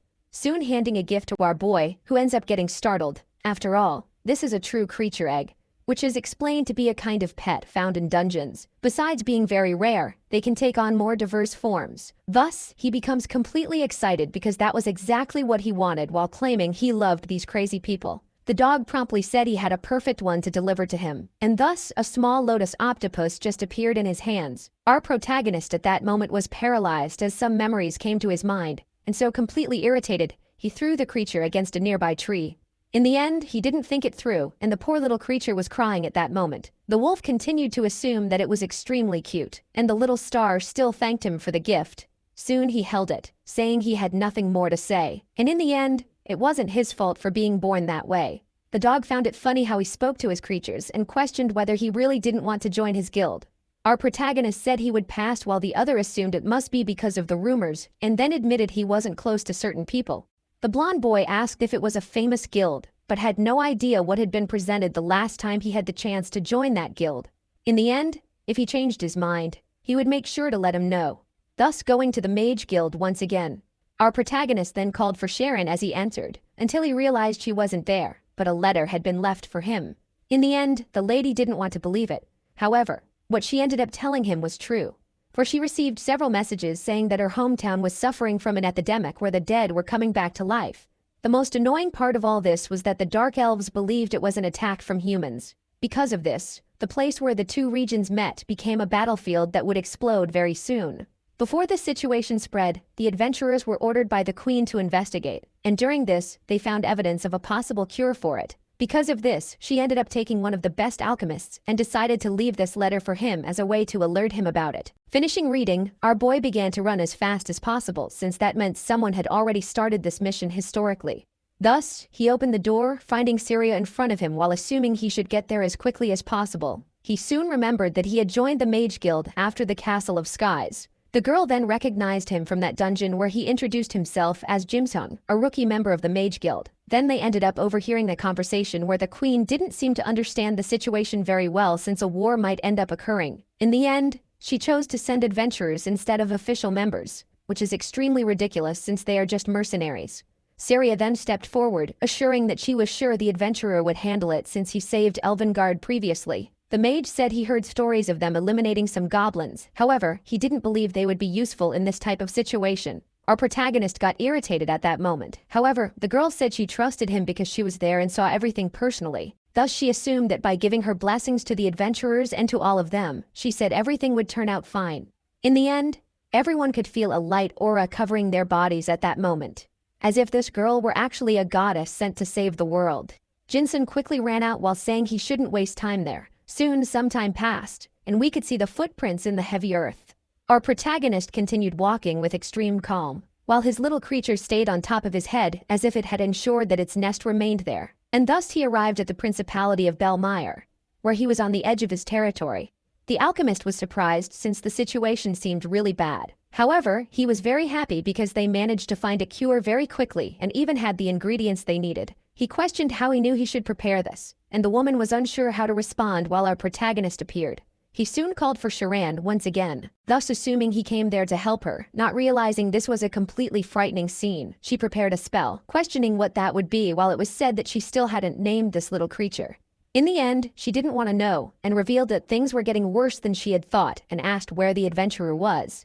It was said that he went down the path to the kingdom of the Dark Elves blocked by the undead and went there to clear the way for the other troops. Our protagonist realized that the story was making good progress since the first dungeon had already been completed. It's almost like the adventure is completing faster than planned, where the hero of the catacomb, called Lungal, will be freed. Thanks to this plague, this warrior ends up returning, and he will be the one responsible for stopping the epidemic as the main key. Our protagonist quickly questions if he can help and thus asks for an antidote. The woman hands it to him. However, he shouldn't worry. After all, our protagonist is the person who knows that place best in the end. In that eerie location, a toxic air was visibly spreading throughout the environment. The creatures were quickly torn apart by our protagonist, who was there in front using his new sword while the creatures screamed. He was impressed by how powerful it was, and thus he laughed and thought, after all, these ghouls are no longer on his level since his physical damage has already surpassed 428. Soon the creatures prepared for a joint attack, not noticing something coming from the sky. Our protagonist laughed, already knowing what it was. It was a large tentacle that quickly pierced several of the creatures at once. In the end, there was a special ability in this item since there is a 2% chance of it spawning one of Lotus's legs. That tentacle quickly dealt with the creatures with extreme ease and gigantic damage, thus generating a destroyed terrain while our protagonist remained calm. In the end, there are two reasons that explain these monsters: the aura of the apostle and the death dragon that is found there.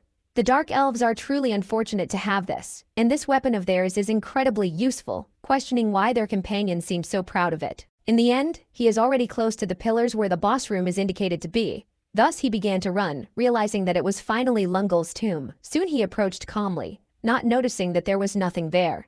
For inside, that coffin was empty, and without anyone.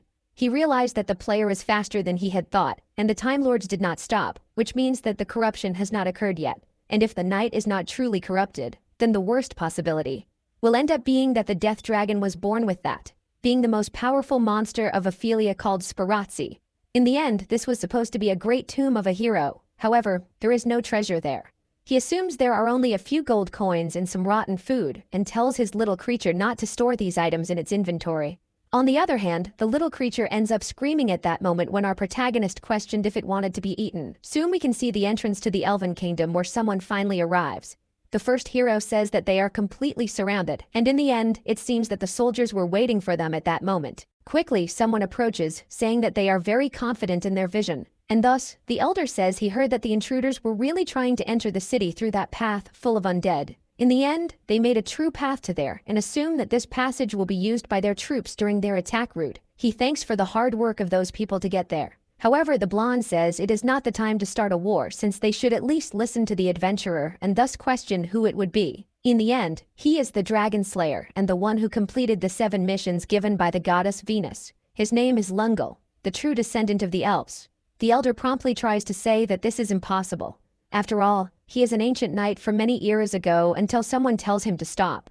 This newcomer assumed that this appearance was not uncommon, and she assumed that without a doubt that was her true lord who tamed there. The elder even tries to say that this was just an illusion, but the woman knew it was impossible to control an ancestor who was dead. And suddenly, someone ends up running at that moment, assuming it was an extreme emergency. Soon they questioned what was happening, where the man took a bit of air. Then a gigantic scream was heard, causing the walls of the place to tremble. A heavy aura of malignant green approached, soon taking over a boss room where it was said that the true death dragon had destroyed its own seal to free itself once and for all. Meanwhile, our protagonist continued to run desperately down the stairs. That was a secret passage he knew, and thus he said that this sound meant that Sparazzi had just been revived. The adventurer and Lungal will continue until they reach the Dark Elves to kill the dragon, which means they need to get there as quickly as possible. However, on their way, they encounter various creatures that catch their attention. He assumes that this is a nuisance and then draws his sword, saying he has no time for any of that. Meanwhile, we can see the dragon's tomb where the creature roared fiercely, thus assuming they were all fools since this seal wouldn't be able to hold him for long. Soon he began to attack while the adventurer was able to dodge it with ease, then using an attack called Shadow of the Serpent to make several cuts. The creature made of bones promptly used its green breath, shouting at her while belittling her. However, it did not notice something coming from above like a flash of light, thus cutting it in one go and literally taking its head to the sky. Everyone was excited, believing they had defeated this vile creature. However, suddenly it lunged at the adventurer, who took the hit and was thrown far away, crashing face first into the wall. The dragon acknowledged that it was impressive. However, these attacks couldn't even scratch its immortal body. Everyone screamed in terror, saying it wouldn't stop regenerating and they had no chance to counterattack. With that, the dragon charged at the woman, telling her to die like the fool she is, then unleashing a massive explosion due to its immense strength. However, it was blocked by the hero, who thanked for all the fun, and especially for being able to see his descendants and help them. But this was the last thing he will be able to do for all of them. In the room outside, our protagonist continued running with heavy breaths. He assumed that the boss's pillars were close, which means they had reached the tomb. However, suddenly a huge light emerged from that door. This was the final attack of that honored elven warrior who charged at the dragon. Everyone shouted his name while pleading for him not to end up dying. But his existence was torn apart just to make an attack on the creature's core. And as he vanished, he begged her not to miss this chance to strike. The dragon cursed that damned elf, questioning what he had done to its body. And the adventurer took advantage of that to attack it at that moment. Then using her strike, capable of reverberating the skies, the dragon felt immense pain while the adventurer simply fell to the ground. Her body was already completely cut, and thus she called for her once more, soon saying they were all fools for believing it was the end. However, its body finally fell to the ground while the woman farmed aura at that moment. It was questioned whether they really managed to win, and the elder assumed it was not regenerating. In the end, everyone there was able to defeat this dragon, and the adventurer along with Lord Lungel is truly incredible. But our protagonist watched from afar, wondering if it really had ended this way. Soon we can see the royal capital of the Kingdom of Finnis located in Underfoot where the Dark Elves live. In the end, they defeated the Death Dragon, and some of the undead disappeared. However, the plague continues to spread out there. Quickly, the elder states that the plague continues to spread, which could mean that this is still the fault of the humans who are plotting something. The queen tries to say that this story is getting old. However, the man warns that this is a decision made by the kingdom and especially by the citizens living there. With the plague and the dragon's seal having been undone, the humans were able to meet with Lord Lungel and stop all of this. Moreover, they still have an antidote developed before arriving there, so it can't be just any coincidence. The queen pauses to think for a moment while it is said that there is an easier way to gain their trust. She assumes it would be very complicated since they might end up leaving their side at that moment. In the end, the situation would be much more difficult if she believed they were truly innocent. That's why they ended up sending that adventurer to the darkest parts of the city in search of better understanding what is affecting everyone. For he must understand well what exists at the bottom of the city. This is the sixth apostle called deadliest, also known as the plague. This is the reason for all this disease, although it is not important at the moment. Since the region of Ophelia has practically been completed while the corruption has not appeared, yet the story continues to follow its natural path. He questions whether he should change the area issue for the story, yet something is still wrong. For now, he needs to run as fast as possible until he reaches the underground city of Noirfera. The first thing we can see as soon as we arrive is the body of one of the dwarves who lived there. In the end, the altar is completely broken, and it seems he has reached the right place. This dungeon is called the Tyrant King's Palace, where all the dwarves live, and the creatures protect this place with everything they have, which is around and on the way to their city. The story is that the Dark Elves want to take control of the city, however the dwarves do not wish to give up the surrounding area. In the end, they are intelligent but difficult to talk to, so they assume anyone is an intruder and attack immediately. And in the game, they are considered dungeon monsters for this reason, and now the adventurer must have taken care of most of them. The reason they refuse to leave is quite obvious. Thus, the little creature accompanying our protagonist ends up bumping into him, and it makes him activate his quick movement ability to run as fast as possible. He quickly calls for the creature, aiming at Taco to run faster. It gets confused. However, its nickname comes precisely from takoyaki. Soon the boy stops suddenly, startled, for he has just seen the gigantic golden statue, with a real reason for them not to leave, since this place hides all the treasure they possess. In the end, he completely forgets about the settings and questions what this is. He soon realizes he can touch it with his own hands, just as he can also incorporate it into his inventory all at once. And at that moment, the gold was accepted and stored in the blonde's memory.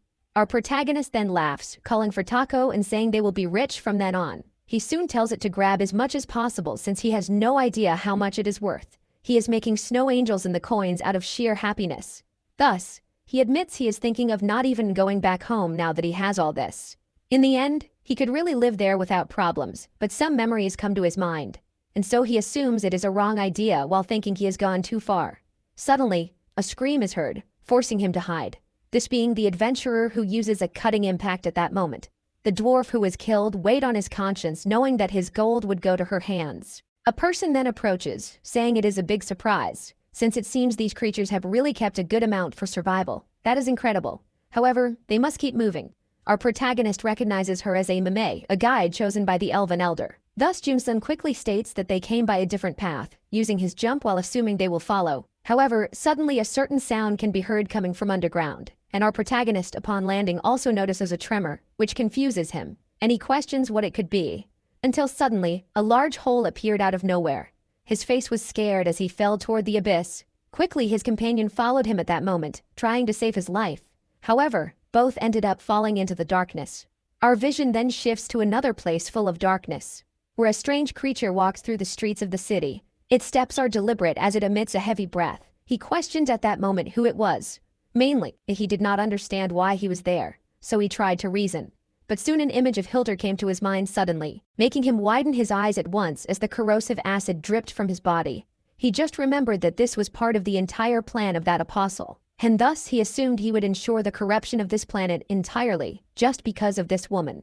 At that moment, we can observe the surroundings of the city, where that black aura spread until it was stopped by something. The adventurer stared as the creature presented itself as the illusion of disease. It is merely a vision of the future destruction that will come. For the lands contaminated with its saliva will be completely permeated by the smell of death. It is said to wait, for he being Delazai, the Black Plague will ensure to bring them the end. Thus both end up finishing the report on what happened at the location. The elder promptly realizes that this creature is the real cause of the most recent events. And thus, the queen assumes that everything is occurring just as it was said.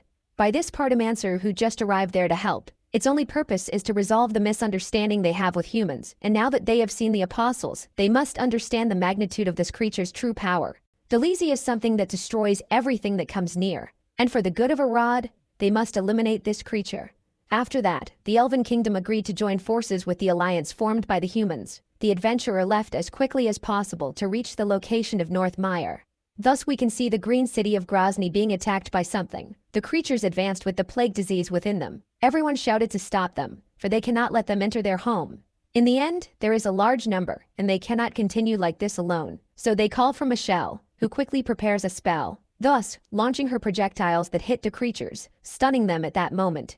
It is said that they need to hold on a little longer since they cannot lose this city. After all, it is a sanctuary for those called ciphers. In the end, everyone there was born with different abilities, and for that reason, they were called mistakes by others. This place called Grozny was the only one that allowed them to live in peace. However, if they lose it, they will have to return to discrimination.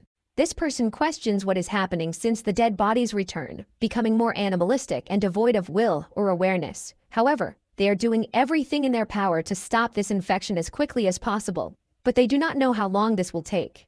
Quickly the woman realizes that something managed to cross the barrier, and thus she asks to take care of this flank while she checks it out. She runs as fast as possible, questioning what could have caused that, until she reaches the location where she is startled at first sight. And thus she questions what this scene unfolding before her could be. For a human has just arrived there and eliminated the creatures. Our protagonist had thought he would die after falling into that golden tunnel. However, he was able to escape due to the ability of the giant tentacle on his sword. In the end, he ended up being too late since the story of that area had already concluded. But for now, he was able to buy some time due to the teleportation potion, unlike the adventurer who will have to continue on foot. This is the first dungeon of the northern city called Grozny, and it seems he did this just in time. Thus he assumes he will have to take the lead to ensure everything goes well until someone ends up calling him. The girl then questions how he managed to get there, where he is recognized as one of the ciphers, being called Michelle Monahan. It is said that the outside is full of the sick and infected, so how did he get there when our protagonist said he was just wanting to investigate that? In the end, he knows that this is a type of excuse that will not go over well since she is hostile to anyone, not even accepting the adventurer's help. However, he is startled to hear her say that everything is perfect, for it means she came from the principality to help them, and thus he assumes that her friends are looking for a safe place to take refuge. This frightens our protagonist at that moment, questioning if he really needed this. The girl said yes and just needed some information, but our protagonist questioned why. That scared her without her fully understanding. However, the boy decides to explain, for he is there only to hunt the ciphers, just like her. Quickly he realized that this was being shown, since the corruption is evident in a place like that. The woman questions if he really wants to do this, and our protagonist thinks that this is clearly something that does not follow the original course of the story. He quickly tells this disgusting mutant to stop talking, for he already knows clearly that this is being caused by her, and in the end, he thinks he needs to keep her alert at that moment. The girl quickly gets irritated, saying that they are indeed repugnant, even being called normal. Soon her summons appear as she assumes she will ensure to take him down.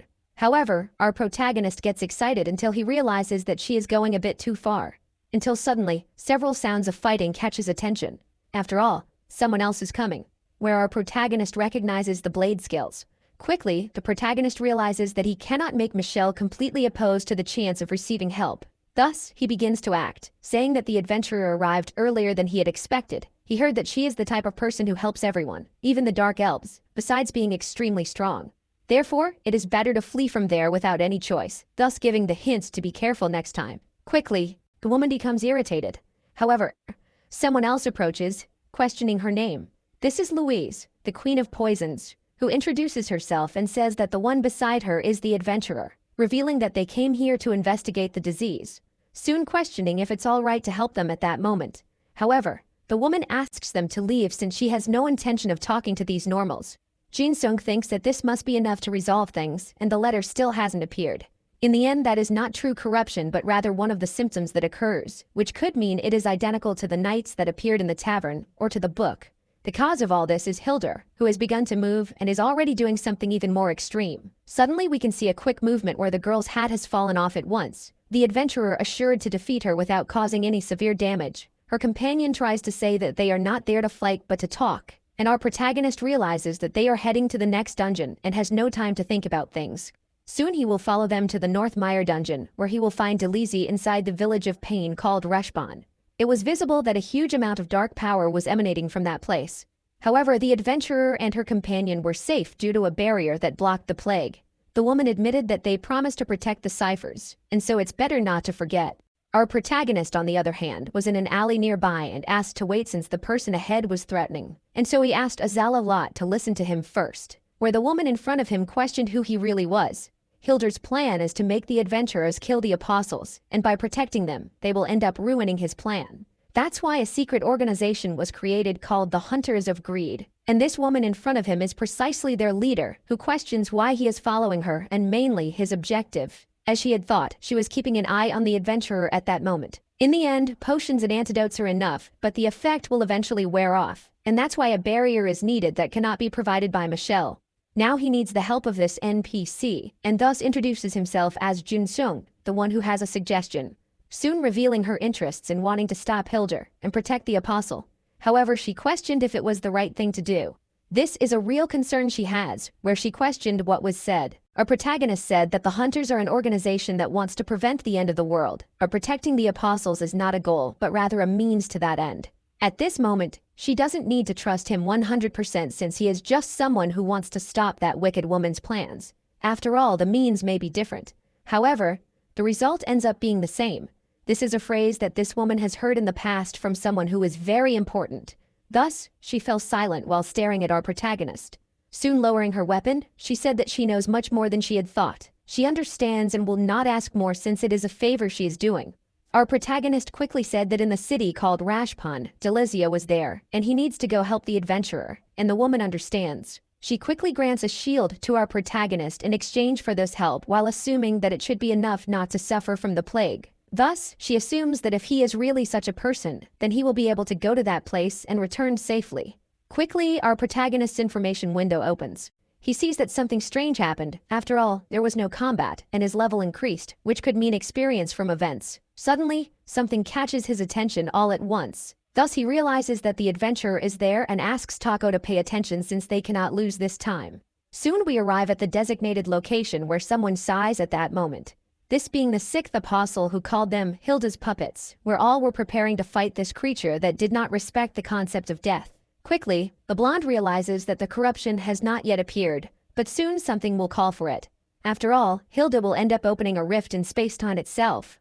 This is a subspace where a massive storm occurs, and for an immortal creature, it will be sucked into this space, trying to regenerate infinitely, until it is sealed, where it will only be released when the world comes to its end. However, something will still happen, since Delizy will use his last strength to reopen this rift in space and disappear along with the adventurer. Thus the boy observes from afar at that moment, where the creature assumed that this was an unfortunate attack with no effect whatsoever.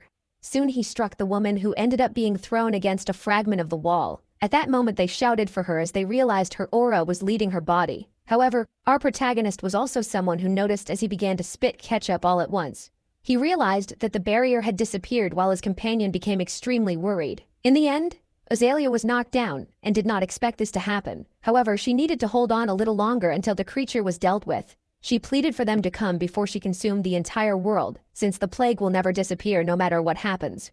That attack of thorns flew towards our protagonist, who is hit in the chest. His gaze widened as the creature screamed for him. Soon his eyes began to close with agonizing pain being visible, until his own consciousness plunged into a point of no return. He remembered his time when he was just any streamer, and thus he could clearly see a wall in front of him, where all his memories were contained, and he understood that he was dying, until someone called for his attention, thus breaking that space and telling him not to accept his fate.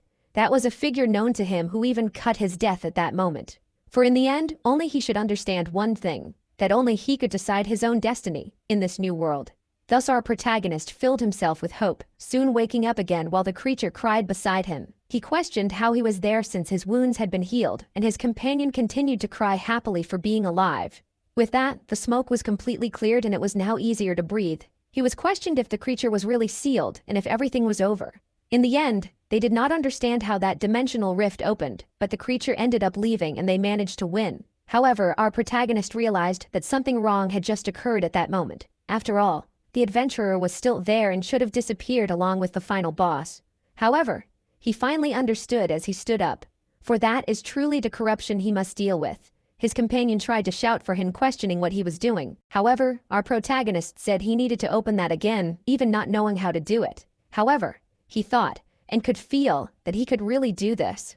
In the end, he would expose himself a little more to the plague and would be running out of potions, so he asked his companion to pay attention, for if he did not take care of that, he would receive another penalty, and that is why he needed to stay quiet and concentrate.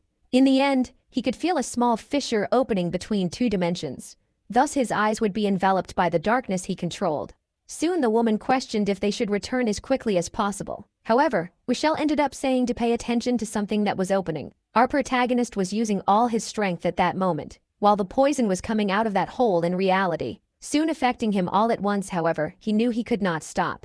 With that, he shouted with all his strength to remain undefeated. Quickly, the creature's hand emerged and advanced at that moment, thus going towards the adventurer who was paralyzed in that situation. With that, the beast ended up holding her ready to pull him at that moment. And thus it was done all at once, where they questioned how that was possible. In the end, if it weren't for himself, Hilder's plan would have probably worked, and still, they tried to call for the adventurer. Our protagonist finally fell to his knees, admitting that he did this, even not knowing if he would succeed. Soon he said that his companion also did very well. After all, he gave him the potions at the right moment. However, when he looked to the side, he did not notice another path emerging behind him at that moment. The Queen of Poison stated that there was no way the adventurer had truly disappeared. However, the mage ended up noticing the small creature completely desperate after all her master had just vanished. At that moment we see our protagonist's vision, where he ended up looking back, thus being pulled towards that cut in space-time itself. But in the end, he could not hold on firmly to his support. He tried to call for his little creature while she fell behind. Soon he ended up reaching the place that was full of remnants, and thus a true storm of power was gathering in that space. Our protagonist could feel immense pain at that moment while bleeding. In the end, he could feel as if his own body was being torn apart, piece by piece, until suddenly, a light appeared before him at that moment. The same was surprised to see that in person, since he realized it was the adventurer who was standing still at that moment. While something began to emerge around him suddenly, he noticed it was a barrier that was appearing out of nowhere to protect her, but was actually something unique amidst that dimension, resembling a bright moon emerging. Thus, our protagonist remained alert at that moment, soon starting to run as fast as possible, and using his quick movements while thinking he needed to get in before it closed. Quickly he drew his sword while jumping towards the hole, thus preparing a strike at that moment to prevent any attempt to stop him from there. soon breaking that space in one go as if it were made of glass. He sighed, finally feeling safe at that moment.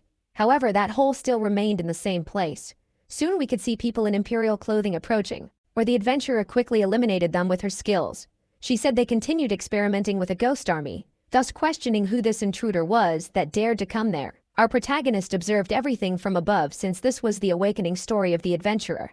And in the end, if that is the case, then this is a temporary dungeon at that moment. This is a mechanic present in this game that can make someone stronger from a specific level, and they need to go through trauma to achieve their first. In the case of Lamina, she will witness various illusions of her past, and our protagonist will not be noticed by her. Outside, this barrier will be protecting everything from the dimensional storm. And that was the only reason for him to stay alive, and he could feel that if he were out there any longer, he would end up dying. But suddenly something caught his attention to a strange and nearby noise, and as he turned, he noticed an extremely familiar shadow, being Delazy, who was ready to try to enter. She was exploring, looking for the slightest gap. However, our protagonist realized that being immortal in that situation was not a good thing. Thus he thought he should just ignore it and keep following the adventurer who was more important. In the end, she would manage to use her awakened power to open a rift in space, and if she couldn't get out with him, she would most likely be trapped forever. All he needed to do was follow her completely quietly until he noticed something dripping on the ground. That scared him, especially not realizing that the creature had found what it needed. The gap that was quickly left served to pass with its completely wet body. Quickly the boy realized that was the small crack that had opened when he entered there, and now it was a cause of corruption in that world. Thus the creature finally fell to the ground right in front of him, then starting to rematerialize while staring at him. The blonde promptly realized he was clearly screwed in that situation. The creature, on the other hand, was staring at him, briefly recognizing him, and then aggressively assumed it would find a way to get back home. Deeming this the demonic realm which our protagonist could not allow. Soon the creature noticed another presence nearby. Its gaze lingered on his figure, until it realized it was Hilder's puppet and thus assumed it would find a way to kill her. But our protagonist quickly used a wave of shadows, assuming he could not allow that. The creature questioned who the hell he was while attacking him repeatedly, and in that watery form, he could quickly perceive a spike coming towards his eye, soon closing it clearly in a trap that could kill him in one go. But he was quick enough to manage a teleport at the last minute. In the end, this is the worst kind of situation because he has to fight against such a creature and questions why the poison isn't working.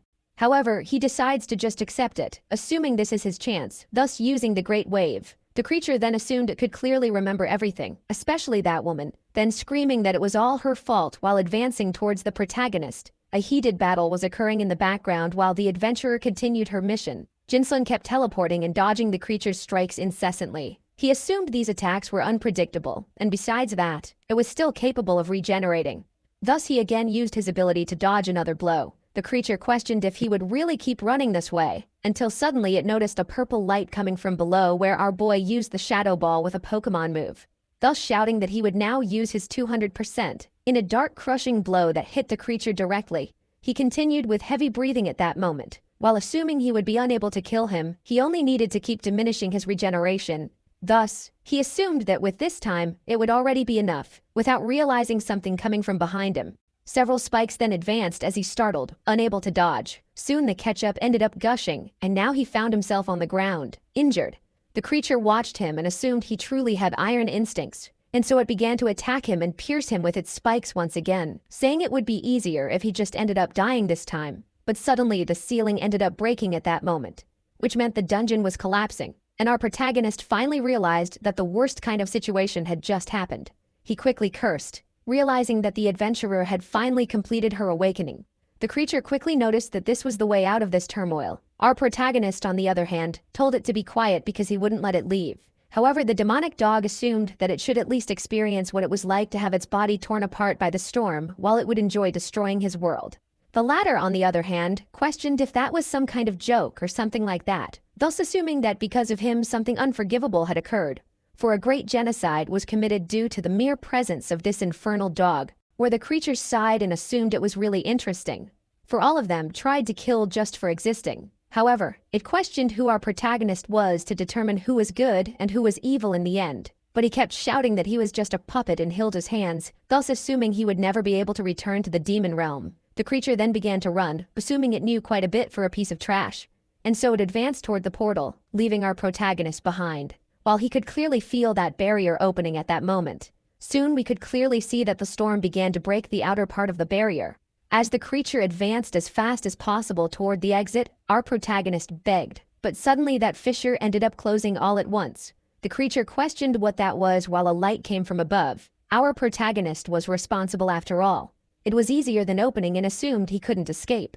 Quickly the demonic dog realized that the boy was responsible and thus questioned how he managed to do that. Then it lunged at him, demanding that he reopen it as quickly as possible. The boy, on the other hand, swung his sword, defending himself from the incoming blows.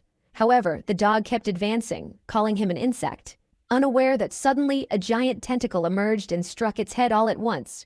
Our protagonist ended up hitting his back against one of the walls at that moment, while the creature also felt the pain due to having lost a large part of its mass. Jim Sung assumed he had no more stamina or time to continue fighting this way. Thus he asked the creature to be grateful because he had just saved its life, further confusing it. With that, it showed to be so heavy, asking him not to get in its way. And so our protagonist stared at it at that moment, realizing that he truly understood that if it wanted, the dog could continue spreading its plagues all over Arad.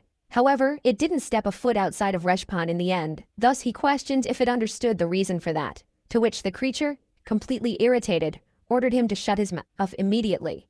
But the blonde assumed that his companion was truly pathetic since it kept thinking about life and death in such a regressed way, and in the end, he assumed that all this conscious beast desired was just to return to its home where it had the proper peace and fun. In the end, that irritated the demonic dog even more, telling him to be quiet at that moment, while our protagonist called out its name in thought, thus assuming that he was perhaps the only human capable of understanding this rejected creature. Soon he assumed he understood what it was like to feel that way, for if it were up to either of them at that moment, both could go home one way or another. The creature grew even angrier, questioning if he really could understand, thus telling him to stop that since he would never be able to know how she felt. In the end, Jim Sung was just an insect who understood nothing, had explained that he himself fell into a world where everything was trying to kill him, and every day these creatures tried to tear him in half, which was simply an immense nuisance. With that, our protagonist then kicked the giant dog's chin, which quickly stumbled back while the boy assumed he knew all that, because he was heading directly for a normal day until waking up in this place and being forced to fight and deal with major problems. All he wanted was to go back home where he could look at the sky calmly and recognize the stars of the world he loved so much, and that brought him happiness. The creature then stared at that moment, thinking a bit about this, realizing that there is indeed something in common with a mere human in front of him. Our protagonist then asked to be heard since the tear in spacetime was not completely closed yet. Even though it was small, he could still feel it and open it. Thus the creature asked for it to be done. However, he assumed there was no point in leaving at that moment since Hildur would find out immediately. The creature tried to speak, but the blonde replied that he could not fight against her and win in his current form. In the end, this woman is one of the great mages of this world who can manipulate apostles in an incredible way, and then questions how it would be a variable that even this woman could not foresee. Now there may be actors who still do not wish to leave the stage at this moment. Thus it was said that the woman thought the dog was dead, so she should hide there and prepare for the climax that is about to come, since it would ensure giving the same a chance to achieve his long-desired revenge against the creature. This is not an order or an attempt to manipulate him, but rather an equal exchange for both sides. Thus he asked Delazier to fight by his side against that nefarious creature. Quickly he questioned if he was leaving and asked him to wait there. In the end, he wanted to be honest since he had already had a great opportunity to leave and escape on his own. However, he did not, and thus the dimension began to reverberate. Now they do not have much time, and thus our protagonist called for the creature, who at that moment was thoughtful and growling for a while, thus assuming that he could not even laugh at a situation like that. Our protagonist then understood the wrong things, and questioned if he really wanted to be trapped there forever because of his ego. He then shouted once more, calling her as the barrier was broken. Suddenly, Jimstone could quickly feel some damage passing through his body, until the shadow took over his surroundings at that moment all at once. He should not have the wrong idea, since he does not intend to entertain him. However, he is interested in this plan. If he manages to split the woman in half, then he can wait some eras and ask for proof from the protagonist. He became confused. Then it was said that he should show a form that proved he could keep his promise. Thus our boy quickly took a piece of the creature that continued speaking. He then assumed that if she was so nervous about this, then she could see for herself. The dog quickly could make some pieces of his body turn into clones. So if he breaks his promise, he guarantees to let her kill him. That made the dog laugh because he finally understood it was a mutually beneficial agreement. Soon the storm began to approach and attack with a target on our protagonist. However, he was protected. Thus the creature decided to question what his plan would be in the end, where it was said that he needed to find a way to get out of there through that small fissure that exists in space. Thus we can clearly see that it remains open. However, it will close very soon. Our protagonist quickly explained the plan, leaving the creature questioning if it really made sense. But in the end, all that needs to be said is just a small propulsion from there. Quickly the demonic dog called for the human and then decided to question what his true name was. The boy then smiled, seeing that he finally made a friend from there. Thus he advanced towards the exit as fast as he could, soon teleporting numerous times to continue gaining more momentum, thus getting closer to that crack as quickly as possible, while holding his sword ready to break through. Soon after, he did so, crossing into the real world once again, and leaving a huge crater in his wake, where he now found himself finally far from that nefarious world. With heavy breathing, he assumed he finally managed to get out of there the right way. However, his little companion suddenly rushed towards him, giving him a tight hug. Our protagonist quickly asked him not to repeat that since he would die from his injuries. Already inside the dimensional fissure, the creature laughed, saying it would wait for Jinsung no matter how long it took. We can observe another place where it is said they need to prioritize support for the hospital since the refugees from North Mire must have access to their needs. In the end, they need to find a way to have a good rest, and thus the man finally understood. Sharon has been very busy and hasn't had any kind of rest since Ophelia. So she thinks this is quite a problem and then questions where our protagonist has been, until a voice calls her attention from behind. This being our star, who asks if she has any potions left with her. However, she ends up falling to the ground due to the gravity of her injuries at that moment. Soon we can see the Mage Guild from afar, where our protagonist is lying, moving slightly in bed, until he finally opens his eyes, waking up, where he questions where he is until he realizes it's the guild leader's room. The woman asks if he has finally woken up after that. Our protagonist calls for Sharan, who asks how he is since she took care of all his injuries, where the boy assumed he was doing very well after all. However, that wasn't surprising, since he had been completely unconscious for over a week, which scares him. He thanks her for taking care of his equipment. However, he has no intention of returning the favor. Thus, a great purple light began to spread throughout the place, for there must be a good answer along with unparalleled confidence to respond to what he is planning to do, bringing a fragment of Delisi to the city. She questions if he understands how dangerous this is, as he should report this to the principality as soon as possible. Thus, the blonde ends up understanding that he cannot use this as an excuse to deceive her. He soon admits that he ended up fighting against the creature at some point. It was when he encountered her that he realized he was being forced to corrupt the land using his uncontrollable power while someone attacked Arad. And in that kind of situation, he had no choice but to defend her on his own, where the woman got irritated hearing this because many people died. In the end, when someone commits a crime, the person is responsible. And that's why he made a deal ensuring the creature's revenge while allowing it to stay alive. And now this fragment serves as an observer to ensure that he will fulfill his part of the deal. The woman then questions how he had the courage to make a deal with an apostle. But he pleaded with a please at that moment since he needed help to use those powers. The woman questioned if he wanted to bring her to this world, where it was said no, as he only needed to make a small armor with that power. In the end, he asked for a little trust at that moment, for he also doesn't want the plague to end up spreading through the city he likes. She then questions if he understands how much they have already suffered. But in the end, she intends to act as if she hadn't heard anything from then on. Thus, she makes a seal with her hand at that exact moment, soon releasing while assuming that she will act as if it has nothing to do with her. Our protagonist promptly thanks her while it is said that she doesn't believe he is right. However, she is paying back the favor he did by saving her homeland. That's why she questions if he will be able to purify the plague and extract the powers of an apostle since it will take some time. She quickly ends up questioning about his equipment, where the woman points to the side, thus seeing our protagonist's tentacle sword completely broken. His little octopus becomes completely desperate since it was a very important part of all that. So he wonders where he should go since he has no remaining materials to make equipment. Now he really needs something to replace the giant tentacle. But now that he has leveled up, he might be able to get something even better. After all, he has over 100 million gold with him at this moment. Until suddenly a smell reaches him. He wonders what it could be, or he can hear someone talking about certain things about clothing. He is questioned if that isn't a bit too much to be flaunting in the middle of the city, since this person is wearing a completely disgusting kind of avatar.